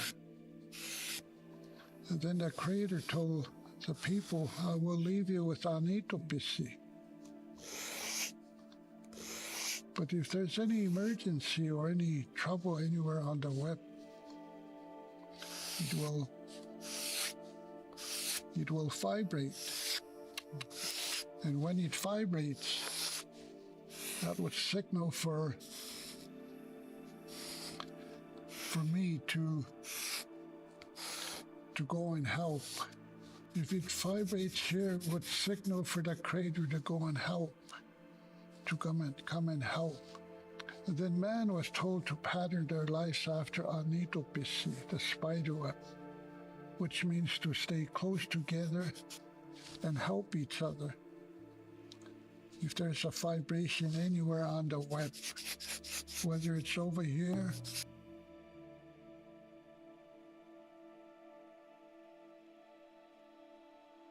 or over here, or even over here, it will travel, and even if there's a vibration here, it will travel and vibrate over here. But when there's nothing happening, Anitopisi will sit still until the vibration.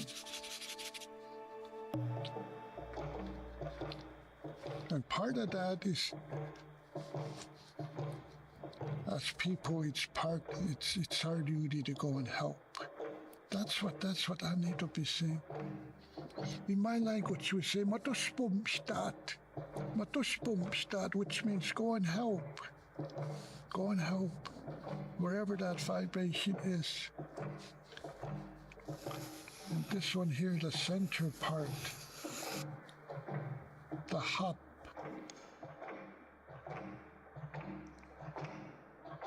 Because with the human spider web, people were in here.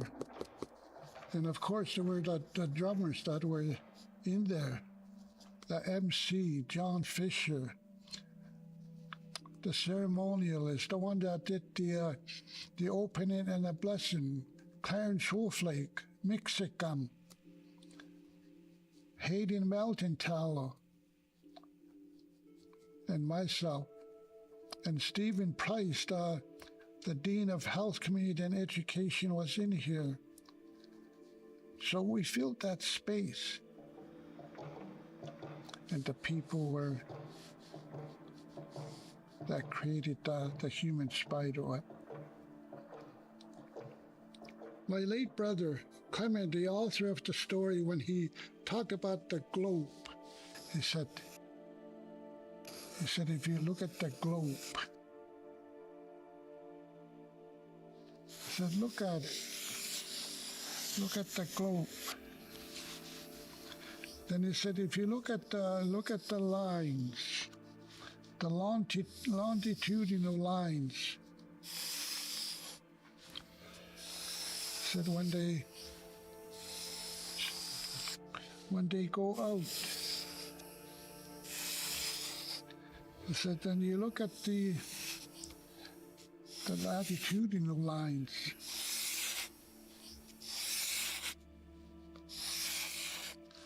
He said, if you look at it, that's the web.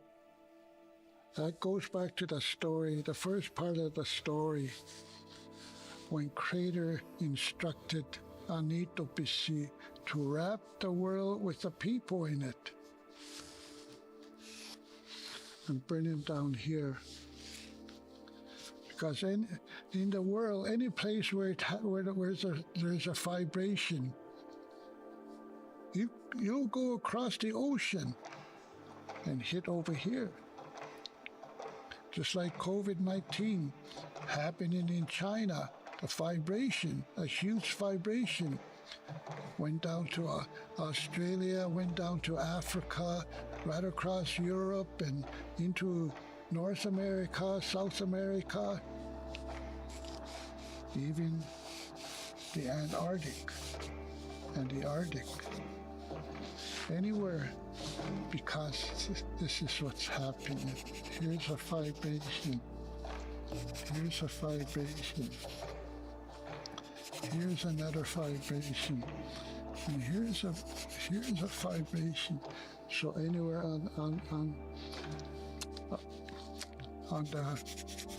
anywhere in the world, you see those vibrations. And that's the story of Anitopisi.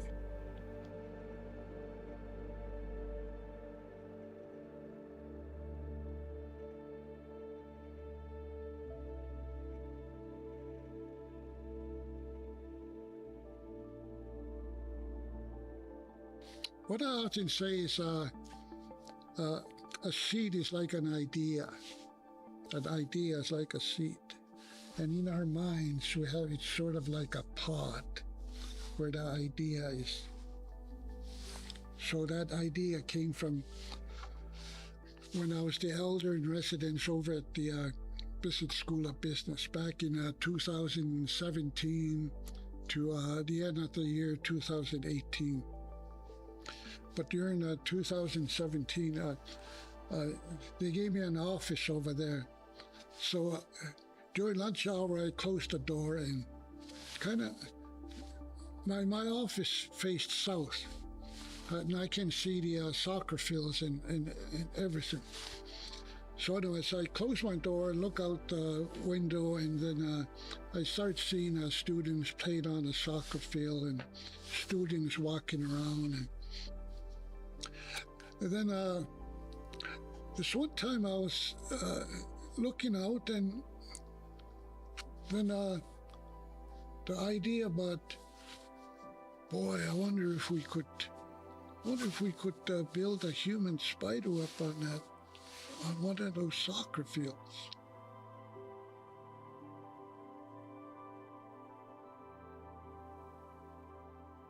I left it alone until I switched roles, and I was the Espomsta, or helper over at Child Studies and Social Work Department. Eventually, Health, Community and Education Department.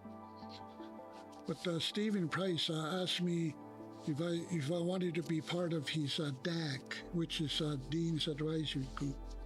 They were talking about June, the Indigenous National Indigenous Day, and when we were talking about it, this idea popped up again: a human spiderweb.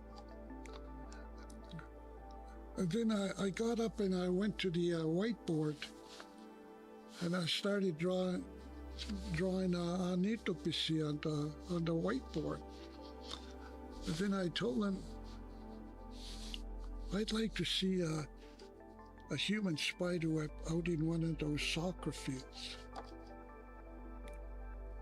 And then when I finished that,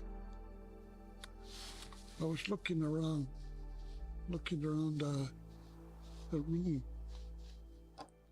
and I saw a sparkle in their eyes. And I knew what that sparkle meant. That sparkle meant, I'm in. I like the idea. Let's go for it. And Pat Costuras was sitting over on that side. For some reason, I saw that extra sparkle in her eyes. And without asking her or telling her, she took charge. And then we started making plans around it. So we chose September the 28th. And then everybody started pitching in. Steve said, he sent emails to the ground crew or whatever. So they decided on a soccer field out by Bissett. So things started coming together. But for me, it was a journey of highs and lows. The lows were when I get really the anxieties. Some of the questions: will we get enough students to participate? If it rains, shall we move it indoors? But at that point, I told them the human spiderweb should be built on land. I told them not inside.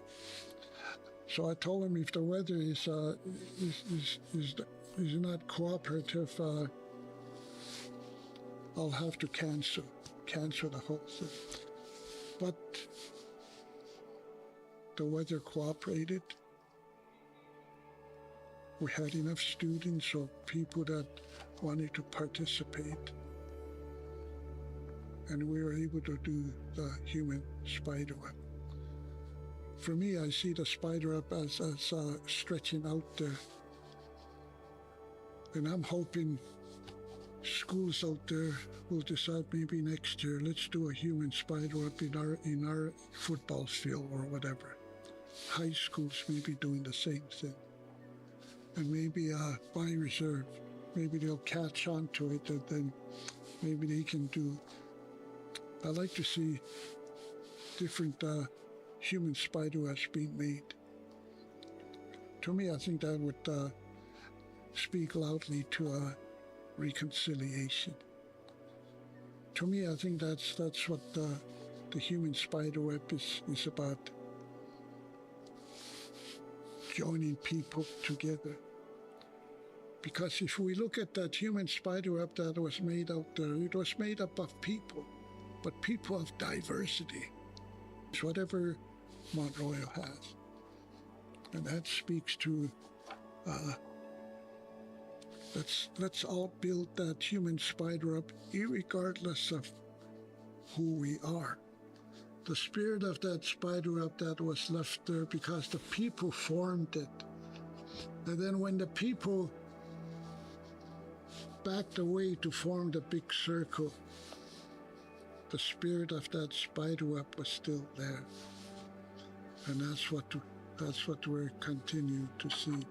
We have to understand that, about the spirituality surrounding Nitopisi, the spiderweb. And the other thing is when I pointed upwards, my late brother up there looking down, just above the drone, but looking down on the human spiderweb. And in my language, we say sukapi, but in sign language, so my brother up there saying sukapi, to me that's also the icing on the cake, But to me, being very, very humble and grateful to those that came out, those that are saying, I want to participate. And those people walking when they get back home, share it with somebody, an idea or a seed in here that manifested into creating that human spiderweb. It took 6 years, from 2017 to 2023. It took 6 years to make this a reality. Anya, Sukat.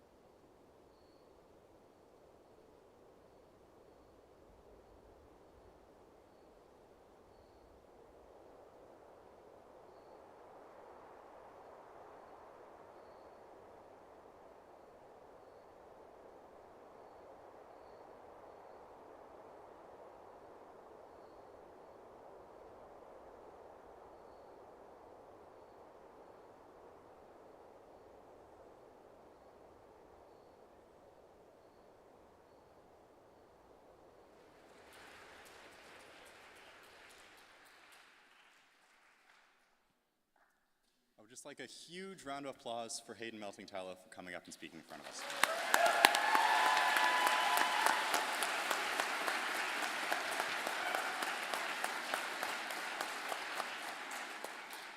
Our next feature film is called Good Ancestors by Luca Roger Duncan.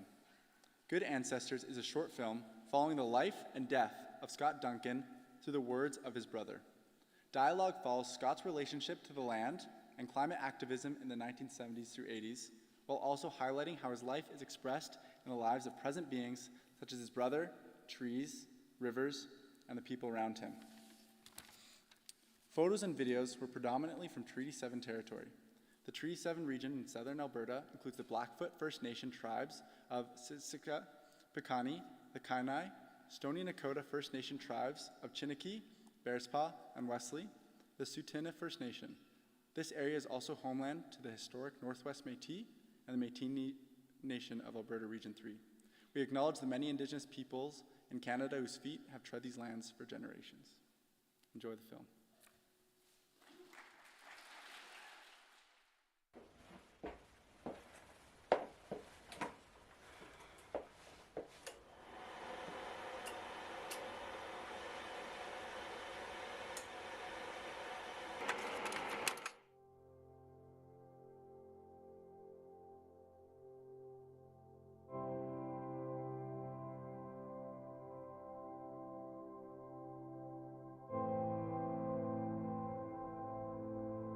So who was Scott Duncan to you?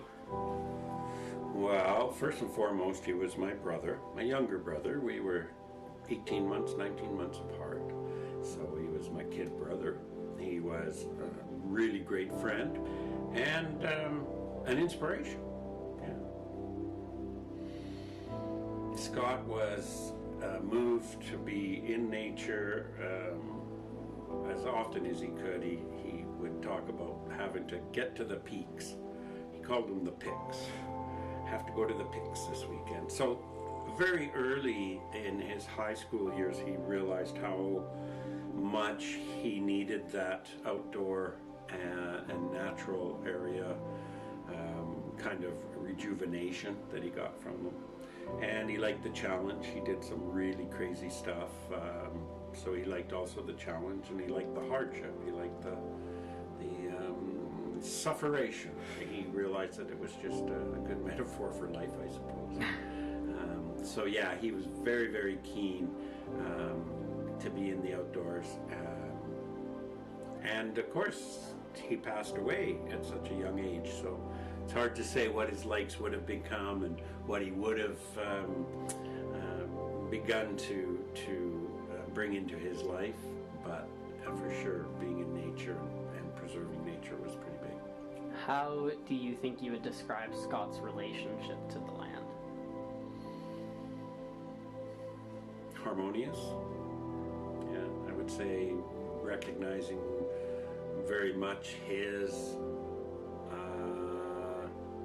alienation, both from the land and his birthright to the land. I think he really recognized the conflict between being a man, being human, and balancing act between destroying nature, and already this is a long time ago, this is in the 70s and 80s, and he would come across, you know, abandoned well sites where all the gas had been left behind in 45-gallon barrels just to rust and soak into the ground. Just destruction, and, you know, so very conflicted about his part in all that, you know.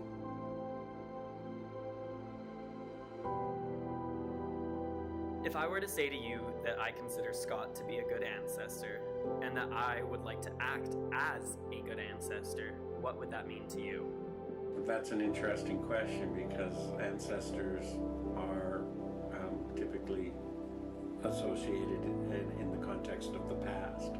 So how to be, which is in the future, a good ancestor is a bit of a, leaves me a bit discombobulated. How much do we reflect on our actions today and consider the impact of those actions when I am gone?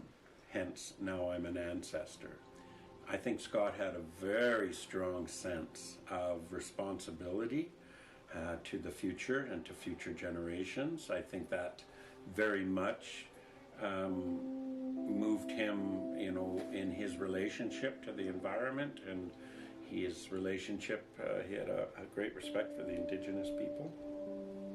I wouldn't pretend to say that he understood them deeply, but he definitely recognized and respected and honored their connection and their stated connection to the land, you know, versus our connections, which are really obscure, right? Depends what your connection is, depending on what you want to, what your end outcome is. If it's to make money, connections about resources. So I think he really was very, very much activated about preserving for the future and about what the impact today he is having.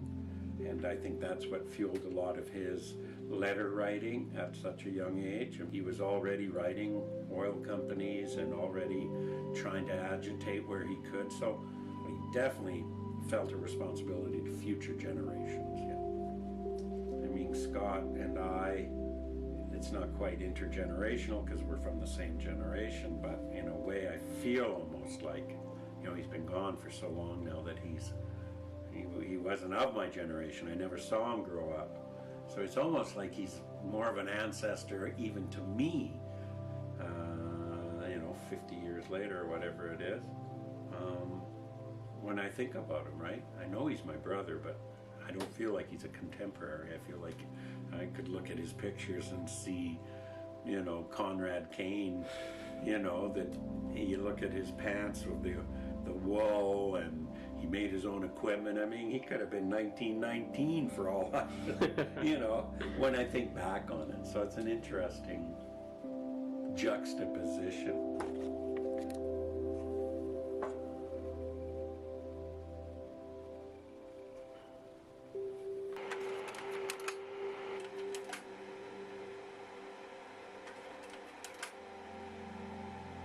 Profoundly, whenever I'm out in the environment, I'm immediately drawn into his presence. Am I drawn into the presence of Scott specifically? No, but his presence to me was always a bit everywhere, omniscient. Meaning, you know, I see him in the trees, I see him in the rivers, I see him in the sky, because that's where he, you know, was at his best. So I like this idea of the ancestor as not just being this archaeological record of somebody, but actually a dynamic force that still lives in us as we move through our modern day lives. Our ancestors are expressed in the life we have because they've all contributed to it. It's all culminating. So that to me is a really fascinating concept that strings us all together.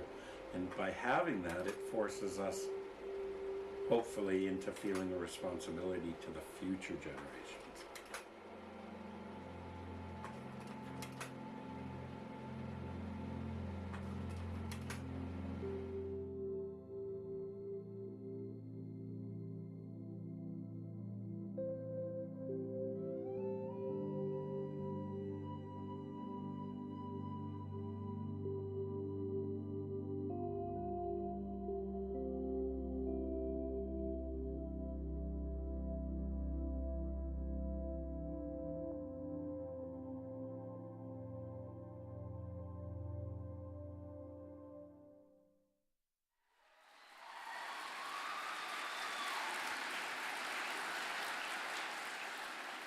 Wow, thank you so much to Luca for allowing us to show that beautiful film. Our next film is Wildlife Rehab by Vienna Spencer. Just 1 week after graduating Etol in 2021, Vienna accepted their dream job at the Calgary Wildlife Rehabilitation Society. She has since become the senior wildlife rehabilitator and a veterinary health assistant at the Calgary Humane Society. This film highlights the highs and lows of working in this industry, and as well as inspiring individuals to educate with the importance of living with wildlife. This hospital is located in Northwest Calgary, Treaty 7 land, but rescues and other footage are taken from all over Alberta. Your discretion is advised. There are some images in this video that may be unsettling. We hope you enjoy.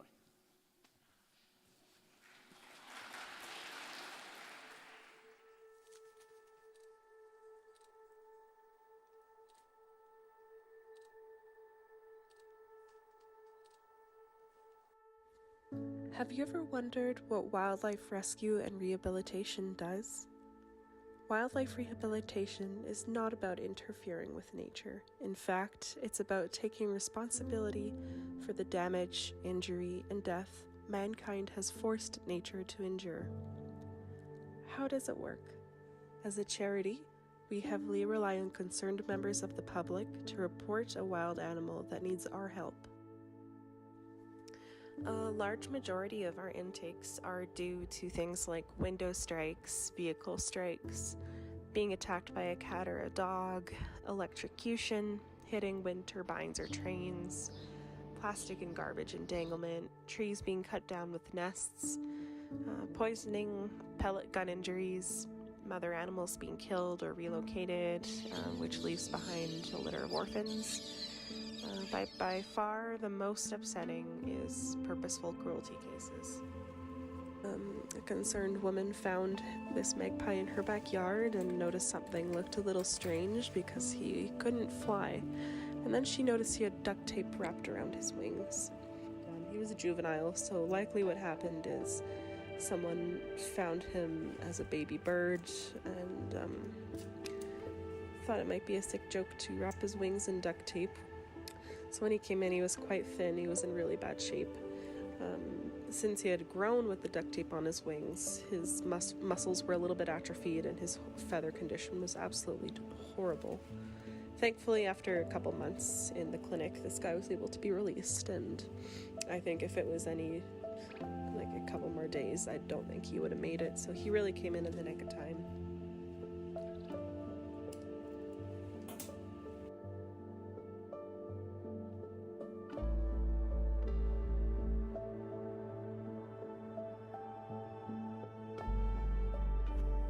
This is a Canada goose that I rescued one night after work. My boss was on a walk by her house and some jerk was driving too fast, likely distracted, and swerved off the shoulder and ran over a group of geese. This was the only survivor, sustaining a minor leg injury and twisted flight feathers from rotating under the tire. As you could imagine, the goose was pretty stressed and wouldn't eat for her first week in captive care. Thankfully, as she healed, she began to eat and was able to be released prior to migration. Sometimes these guys need some support while they're in care, so we might have to tweezer feed them, tube feed them, until they start to figure things out.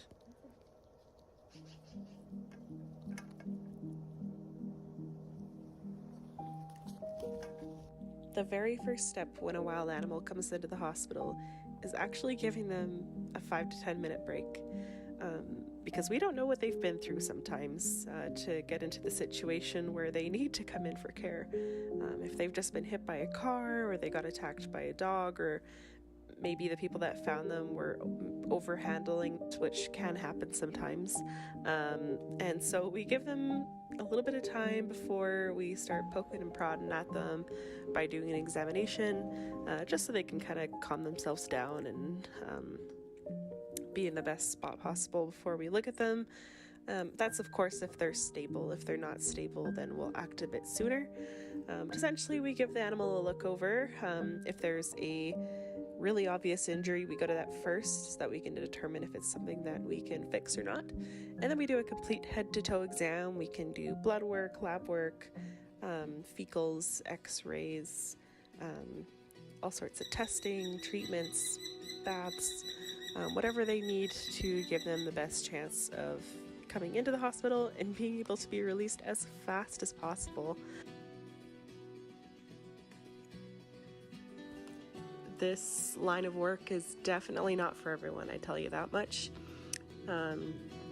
You have to be really confident with handling animals and reading body language and animal behavior to be able to work with some really potentially dangerous species. And you have to keep yourself safe, you have to keep the animal safe, you have to keep everything as safe and under control as possible. And since you're dealing with wild animals, it's a lot more difficult to predict their behavior sometimes. Wild animals are experts at hiding how they're really feeling if they're injured. Because in their eyes, if they show that they're injured or unwell, It shows that they're at a disadvantage to other predators or even competition. So if they're in pain or if they're suffering, sometimes they'll use up all of their energy to act like everything's fine. So it makes it really hard for us sometimes to figure out what the actual issue is with an animal, because sometimes people just find them and they might present totally fine, so that's when you have to do some digging to really find out what's going on with them. What does an average day look like? It's really hard to say, because honestly, it can completely change one day after the other. It all depends on what animals are in care, what stage they're in, how many people are working, what the season is. So all I can really tell you is there is a lot of cleaning. A lot of heavy lifting, and a lot of handling animals. Unfortunately, a lot of this is done in full PPE, which gets very hot and very sweaty because you're wearing not only your full head-to-toe scrub outfit, which is usually pretty thick because you don't want things scratching you, but if we're dealing with something potentially infectious, which is actually a lot of our patients, we have to wear an isolation gown, booties, special boots, gloves, mask, goggles, sometimes hairnet. And when you put that in a hot room in the summer, oh man, you are sweating.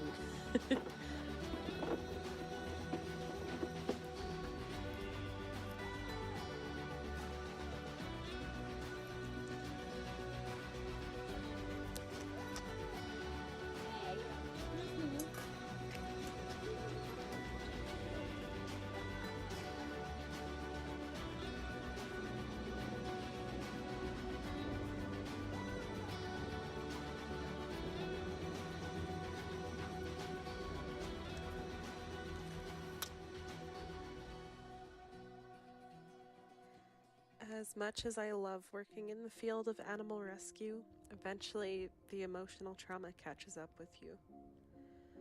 The reality is most animals that end up in a wildlife hospital don't make it. Even if they're stable enough to make it past the first day, it doesn't mean that they will heal or grow for their journey through care. Compassion fatigue is real, and it creeps up on you. This is the reality of it. You love them so much and you want to help so much, but you can't be perfect and you can't save everything.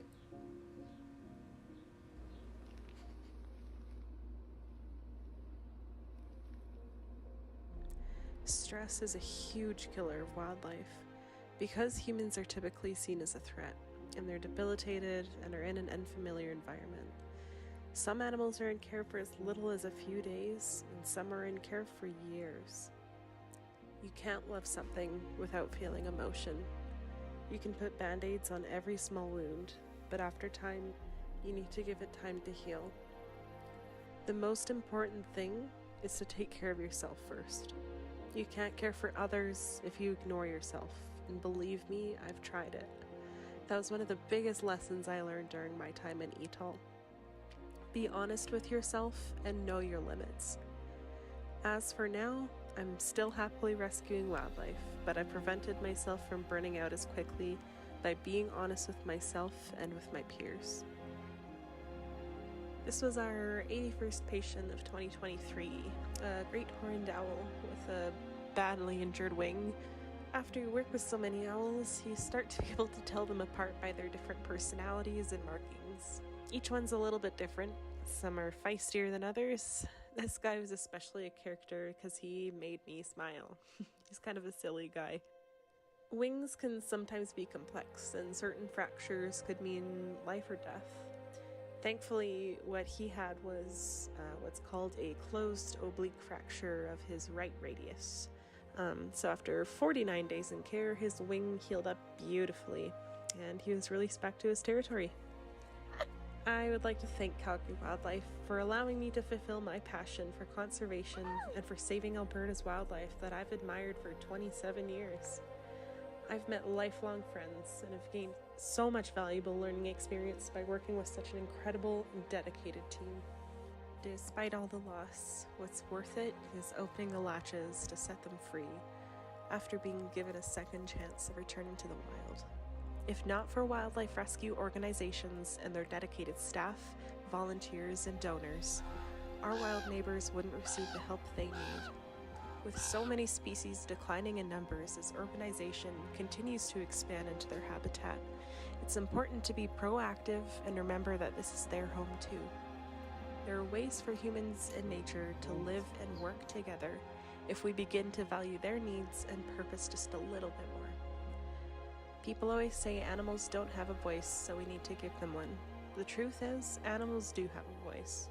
Some just choose not to listen or understand them. Just because you don't understand another language does not mean that what they have to say isn't valid. The first step is to listen, learn, and admire.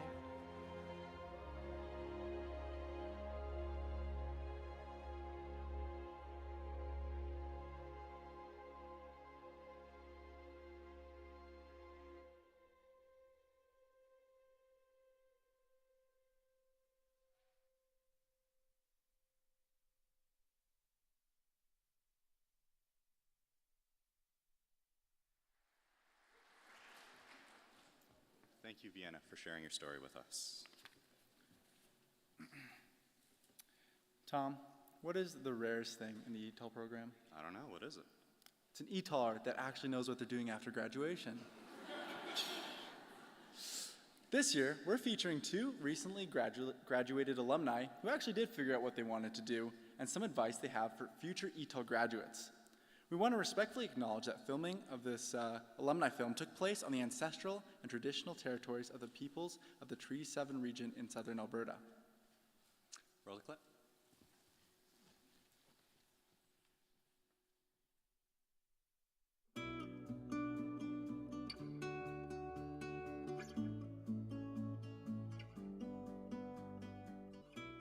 Hi, my name's Yun Ho. Guess I'll start by saying what year I graduated Etol. That was back in 2020, them old pandemic days. Ever since graduating and even before graduating, I've had a lot of different jobs. I've been a camp counselor, I've been an Army reservist, I've been an infantier, I've been a cave guide, I've worked for Outward Bound as an instructor, I've been a ski patroller, I did research for parks, and most recently I've been a parks interpreter. I've worked as a boot fitter. So when I was graduating high school, I honestly didn't want to go to university. But like many high schoolers, there's pressure to go to university. I knew I wanted to work outside. I knew I really liked interacting with people. I knew that I liked being out in the mountains. And yeah, I knew that I liked learning things. So that's kind of what drew me to this program. Yeah, I think my passion for the outdoors largely comes from, it was an escape. It was a way for me to express who I am and also discover more about myself. It became a way to connect and to make friends and to go have some exciting adventures.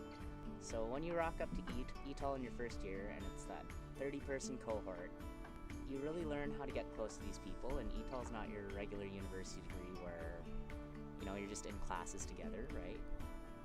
You're out on expedition, you're out on trip with these people. It's like you've seen this person in their underwear. It's like you've lent each other toilet paper and slept in the same sweaty, greasy, smelly tent as this person. You get to really learn how to be a member of a team, and that's really, really important. Be an active member of that community because you won't find that every day.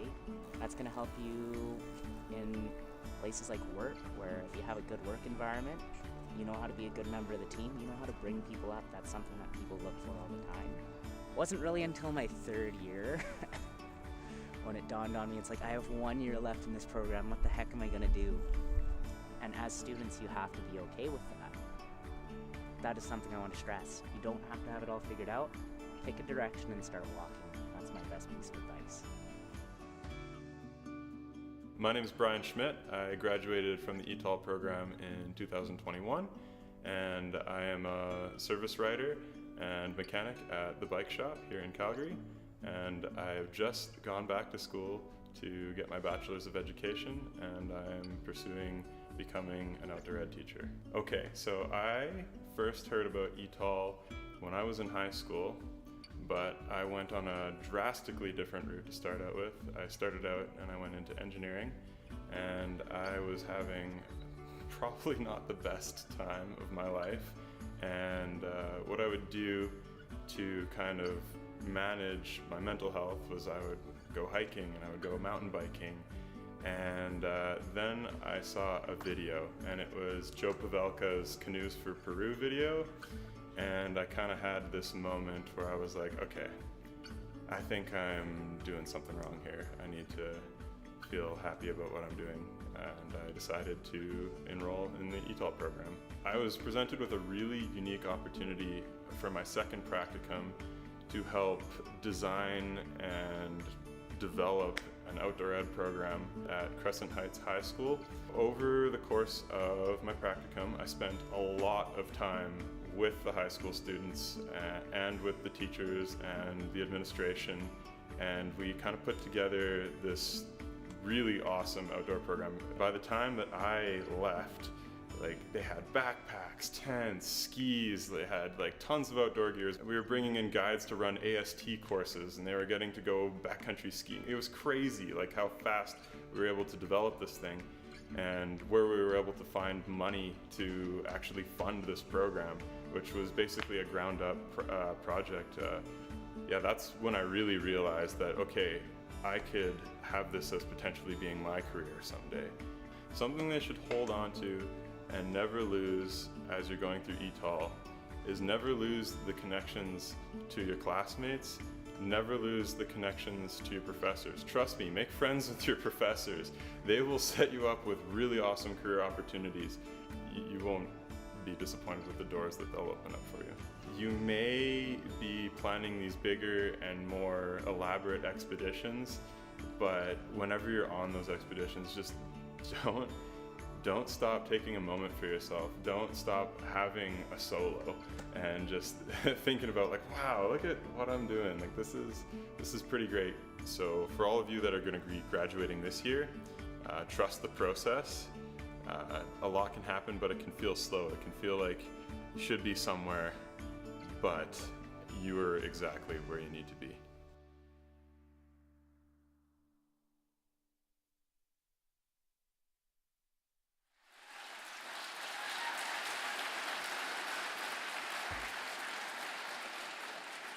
You're exactly where you need to be. Thank you, Yunho Cho and Brian Schmidt, for allowing us to show your beautiful faces and sharing some wisdom with us.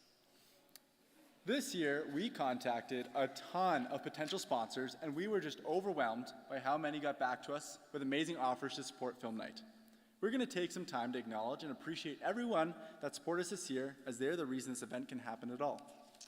Thank you to Canyon Meadows Cinemas, Arc'teryx, Carter Ryan Gallery, Canmore Cave Tours, Treeline Outdoors, the Bullet Coffee House, Aquabatics Calgary, Banff Sunshine Ski Resort, Yamnuska Mountain Adventures, Norseman, the Glamorgan Bakery, Community Natural Foods, the Royal Tyrrell Museum, Atlas Coal Mine, Bridgeland Distillery, Rocky Mountain Adventure Medicine, Village Ice Cream, Boogie's Burgers, Weaselhead Glenmore Park Preservation Society, Riders on Board, Annex Ale, Two Rivers Distillery, and Ski Uphill, Gord's Running Store, Outdoor Council of Canada, Calgary Philharmonic Orchestra, Me Inc. Lifestyles, Blueberries and Polar Bears, GTF Outside, Craze Outdoors, Interpretive Guides Association, Boulder Climbing Community, Reddix Wellness, Fjellraven, Mint and Gray, Mountain Glow Co., Patagonia Elements, Loose Moose, Establishment Brewing Company, Sweet Relief Pastries, and a huge thank you to the Purcell Mountain Lodge,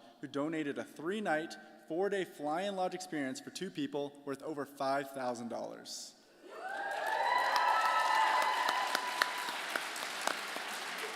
Just a reminder that our silent auction will be online until the end of the night, so if you're interested in winning any of those big ticket items, please check that out. We now need to take a moment to recognize the generosity of our Etol family in giving back to our program. These businesses are owned, operated, and started by students and alumni, and it gives us great pleasure to see how our program has aided in shaping their future.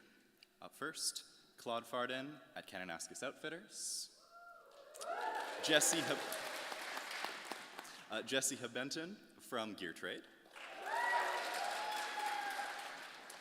Michael Wensley from Calgary Heritage Roaster Company. Robbie Kuhnlein at Avalanche Tree Service. Bryce Williger from Company of Adventures. Kara Downhanuk from Yamnuska Wolf Dog Sanctuary. Nathan Kimura from Bent on the Bow Limited. And Nathan Ryan from Fallen Timber Meadery. Now, I'm sure everyone can understand how much work goes into our annual film night. It's truly an all hands on deck kind of situation. And that is why we want to thank some special individuals, companies, and organizations who either helped us with the promotion of film night or provided help in general. We would like to thank Bright Creek Trails, Elbow River Watershed Partnership, Global Environmental and Outdoor Education Council, Bow River Basin Council, Conrad Stachelis, Maggie Quantz, Klaus de Boer, and of course, Ian Sherrington.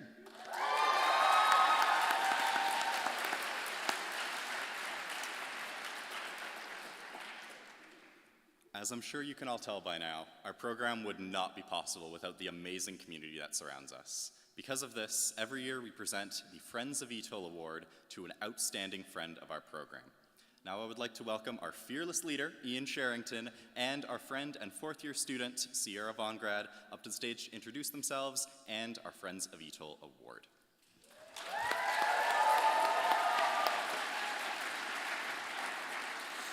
Ian is the program coordinator for Etol, and he's been teaching for over 20 years. Every Etol student is familiar with him and his outgoing, person-oriented teaching style that makes everyone feel like they belong.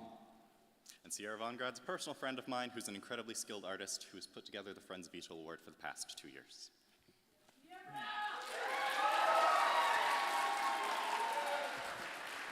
Thank you, Fisher and Tom, and thank you to you. Amazing. And I should also mention you still have 28 minutes to bid on those skiing gnomes. So get on it, get on it.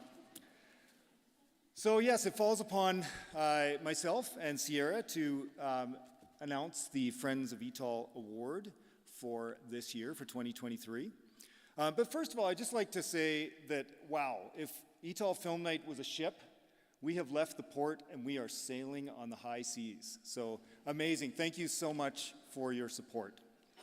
I think what's amazing about this ship is that every year it's a different crew that is manning and facilitating and planning and getting it ready to go out to sea. So I think a huge shout out to my fourth-year students who have put this on. So just join me in a little round of applause.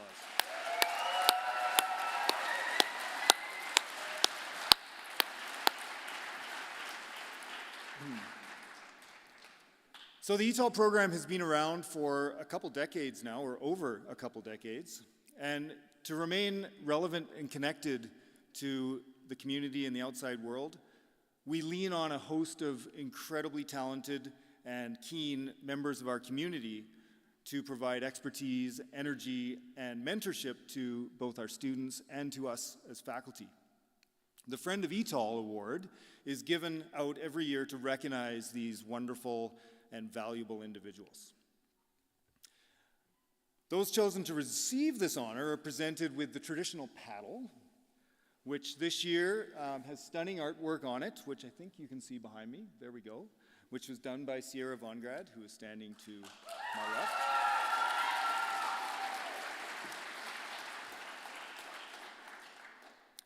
So it brings me great honor to announce the 2023 Friend of Etol recipient as Bryce Williger.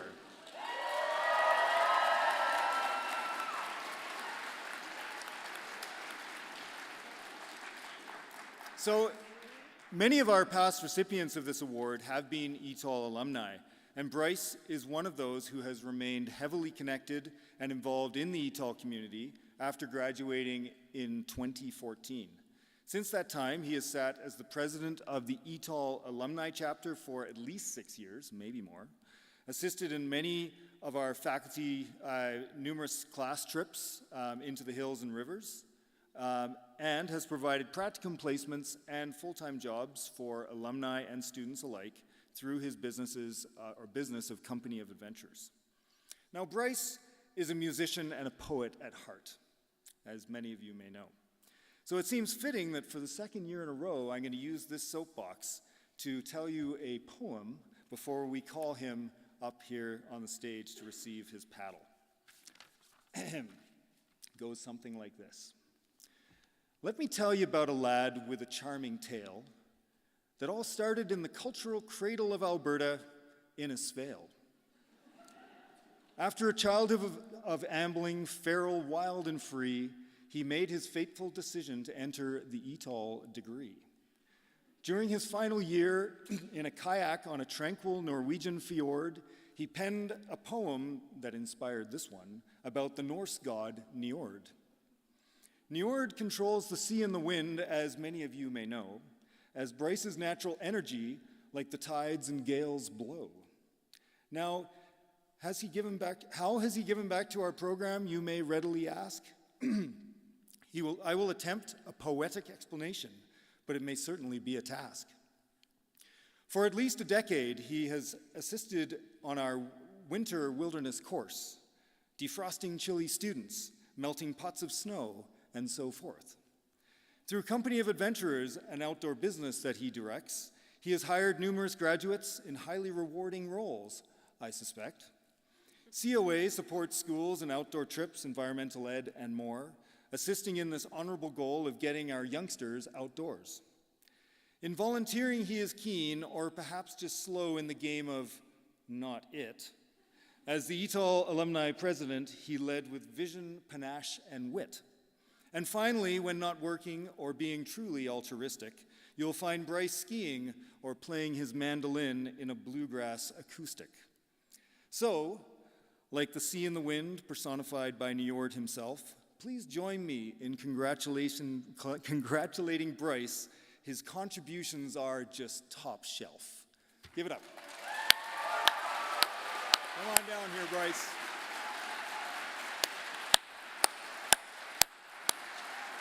And can we get a photograph? Yep, there we go.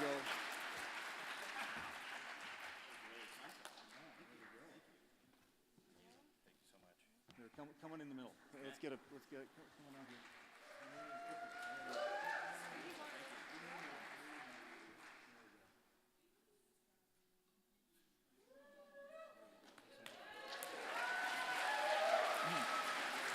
Thank you so much. Have a great evening.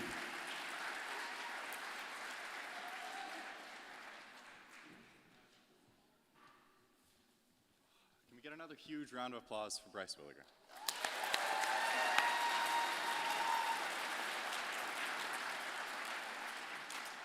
Now, since we appreciate everyone so much, we have a prize for you just for picking your seat tonight. A prize for picking a seat? What should we call this?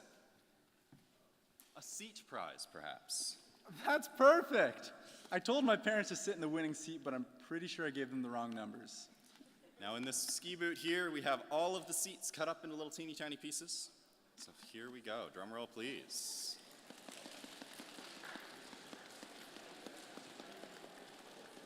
And the winner is C19.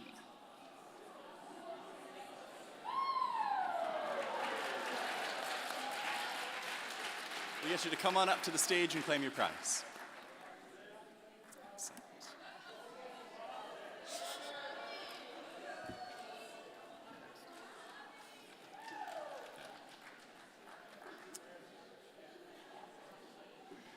So, we have 11 sponsor-donated baskets of items.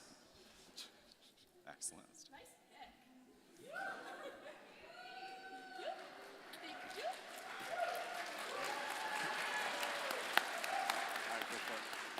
I was getting ahead of myself there. We have 11 sponsor-donated baskets of items. We will be pulling random tickets out of boxes that are going to be coming up to us. And if your number is called, we ask you to come down to the front of the stage so that you can claim your prize from one of the wonderful Etolers that's in our front row here. If you aren't able to come down, we ask that you make a whole bunch of noise so that we can bring your prize up to you. Our first box is...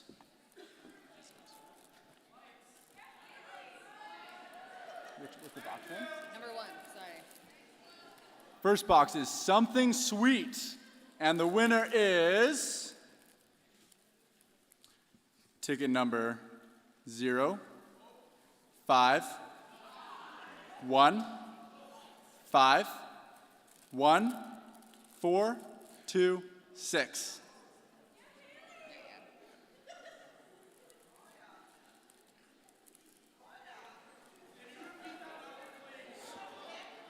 Zero, 5, 1, 5, 1, 4, 2, 6. Come on down. Did you put it back in? Yes. I trust Sarah, but still. Okay. Excellent.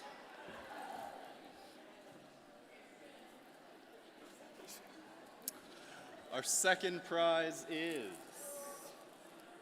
the Harmony Box, number 11. And the winning ticket number is 030915. That's 030915. 030915.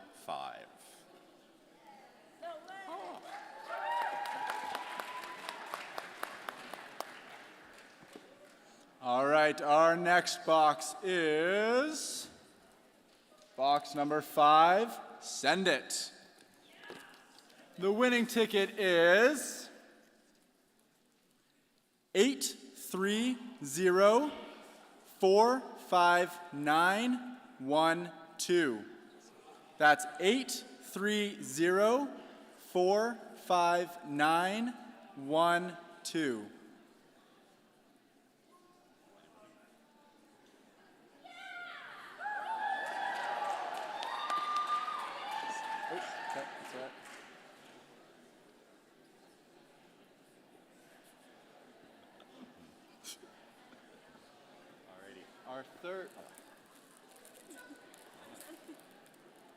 Our third box is the Family Fun Box with ticket number 030269. That's 030269.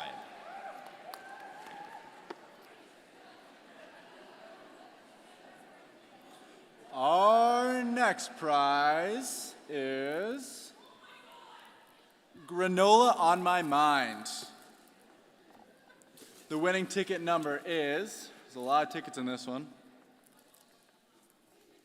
030927. 03. Got it.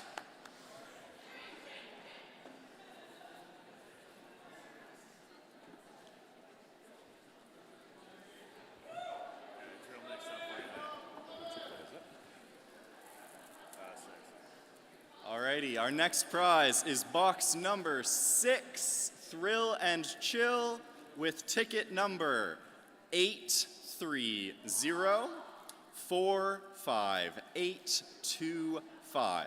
That is 830-45825.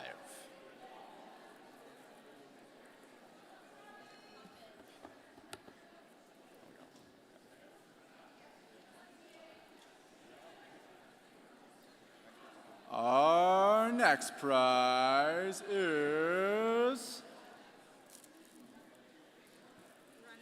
Run It Out. The winning ticket number is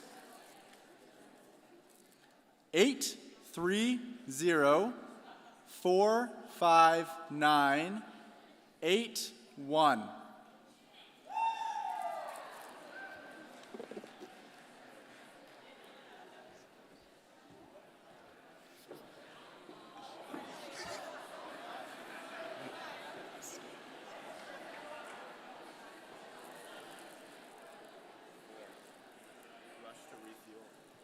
our next box is box number 4, Rush to Refuel, with ticket number 8194312. That's 8194312.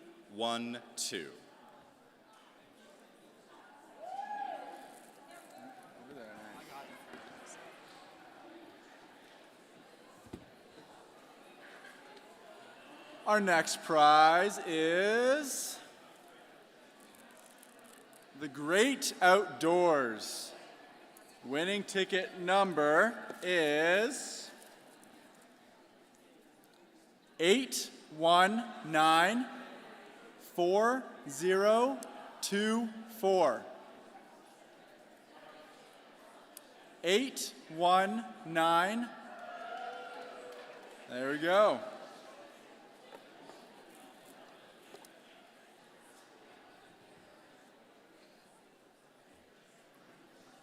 Alrighty.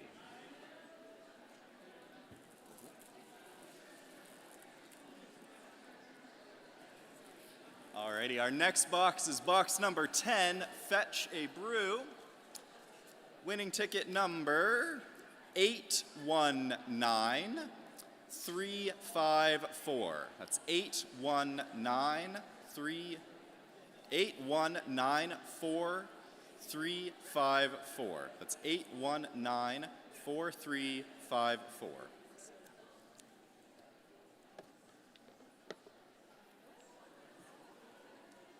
Ticket number 8194354. We know it's out there.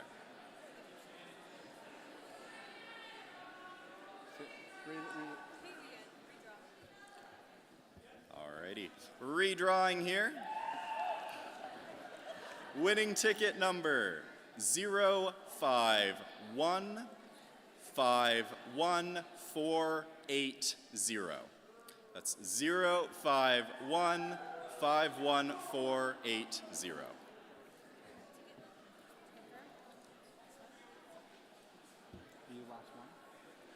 Okay, everybody, we have one final prize box. We're gonna rummage around this one real good. The winning ticket for our final prize is 030958.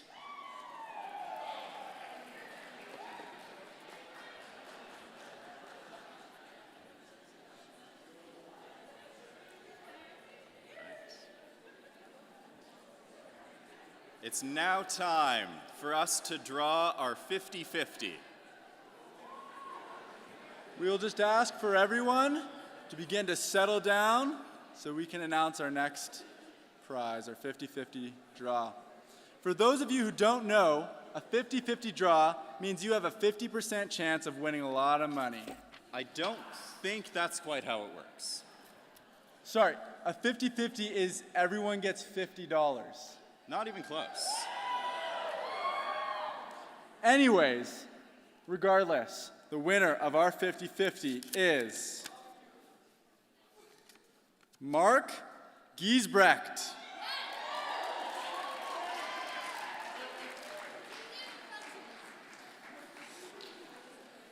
Miliana will accept the prize for her dad. I'm his daughter. He's got crutches.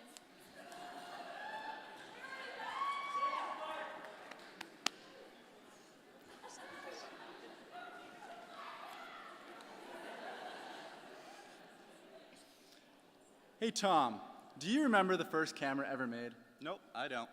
Nah, me neither. We had so many photo submissions this year, which means both the quality and the competition are higher than ever. We're going to announce our photo contest winners voted by you, our audience. Alrighty, for our first category, if I can get this envelope open. For our first category, Earth's Magical Creatures, we have Morgan Chilmer with Take Off.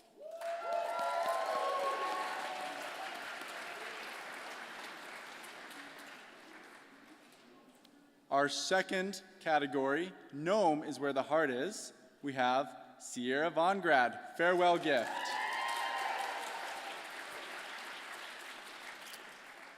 Our third category, Preserving the Magic of Our Environment, we have Robbie Kuhnlein with On the Edge of Climate Disaster.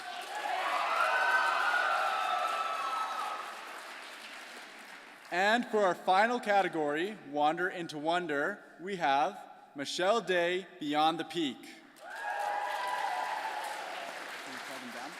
Can we get everybody to come on down so that you can claim your prizes?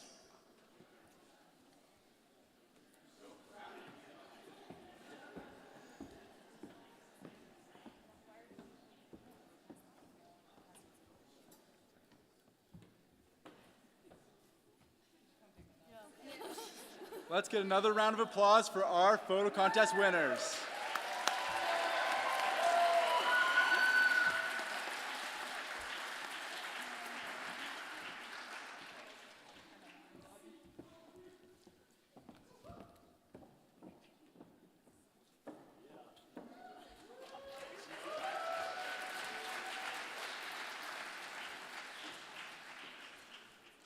I rigged the voting.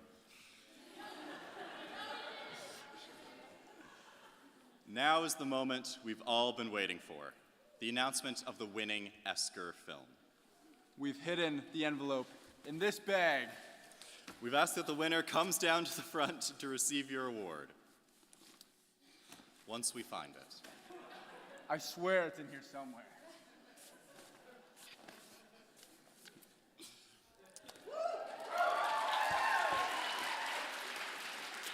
Drum roll, please. And the winner is Fisher Stevenson with I Took a Drive.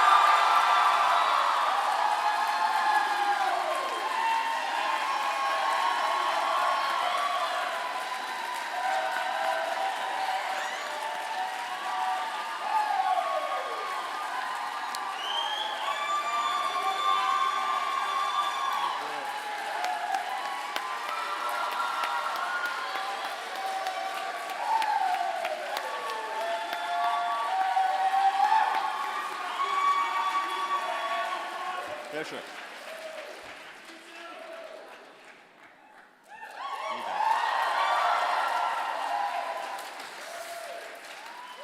Oh boy. Okay, well, as some of you know, I've submitted a bird film every single year for the past 4 years.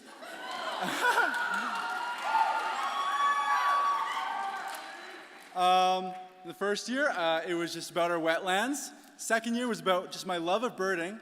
Last year was about a petition to change bird names that were named after people, because a lot of the people were terrible humans. And I just wanted to say that on November 1st, a couple days ago, it was announced that 80 birds in North America will have their names changed from these human names, which is pretty cool.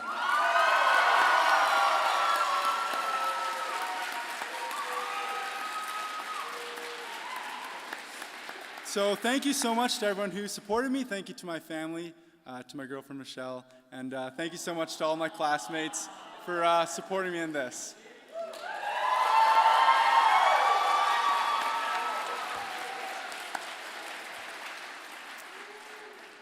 We would now like to invite the entire Etol 4270 class on stage. Despite being a very small group this year, we somehow managed to pull off this event and managed to sell out the whole area.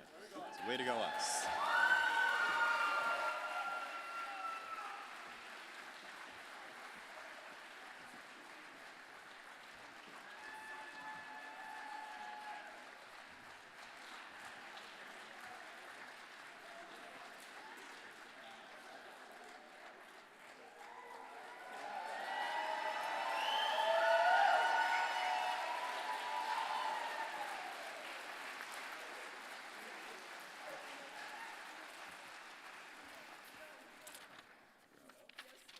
You guys can head on down to your seats. Thank you so much. Thank you again to everyone for attending Film Night 2023. We look forward to seeing everyone next year. Here in Etol, we spend a lot of time learning about leave no trace principles. These are 7 principles that we try to follow to protect and preserve the outdoors. We ask that as we make like trees and leave tonight, everyone practices leave no trace and picks up any garbage around them. Please feel welcome to join us at the Westgate Social After Party immediately following the event. Never lose the wonderment of nature and the famous words of Paul Jessup, we are officially hanging out.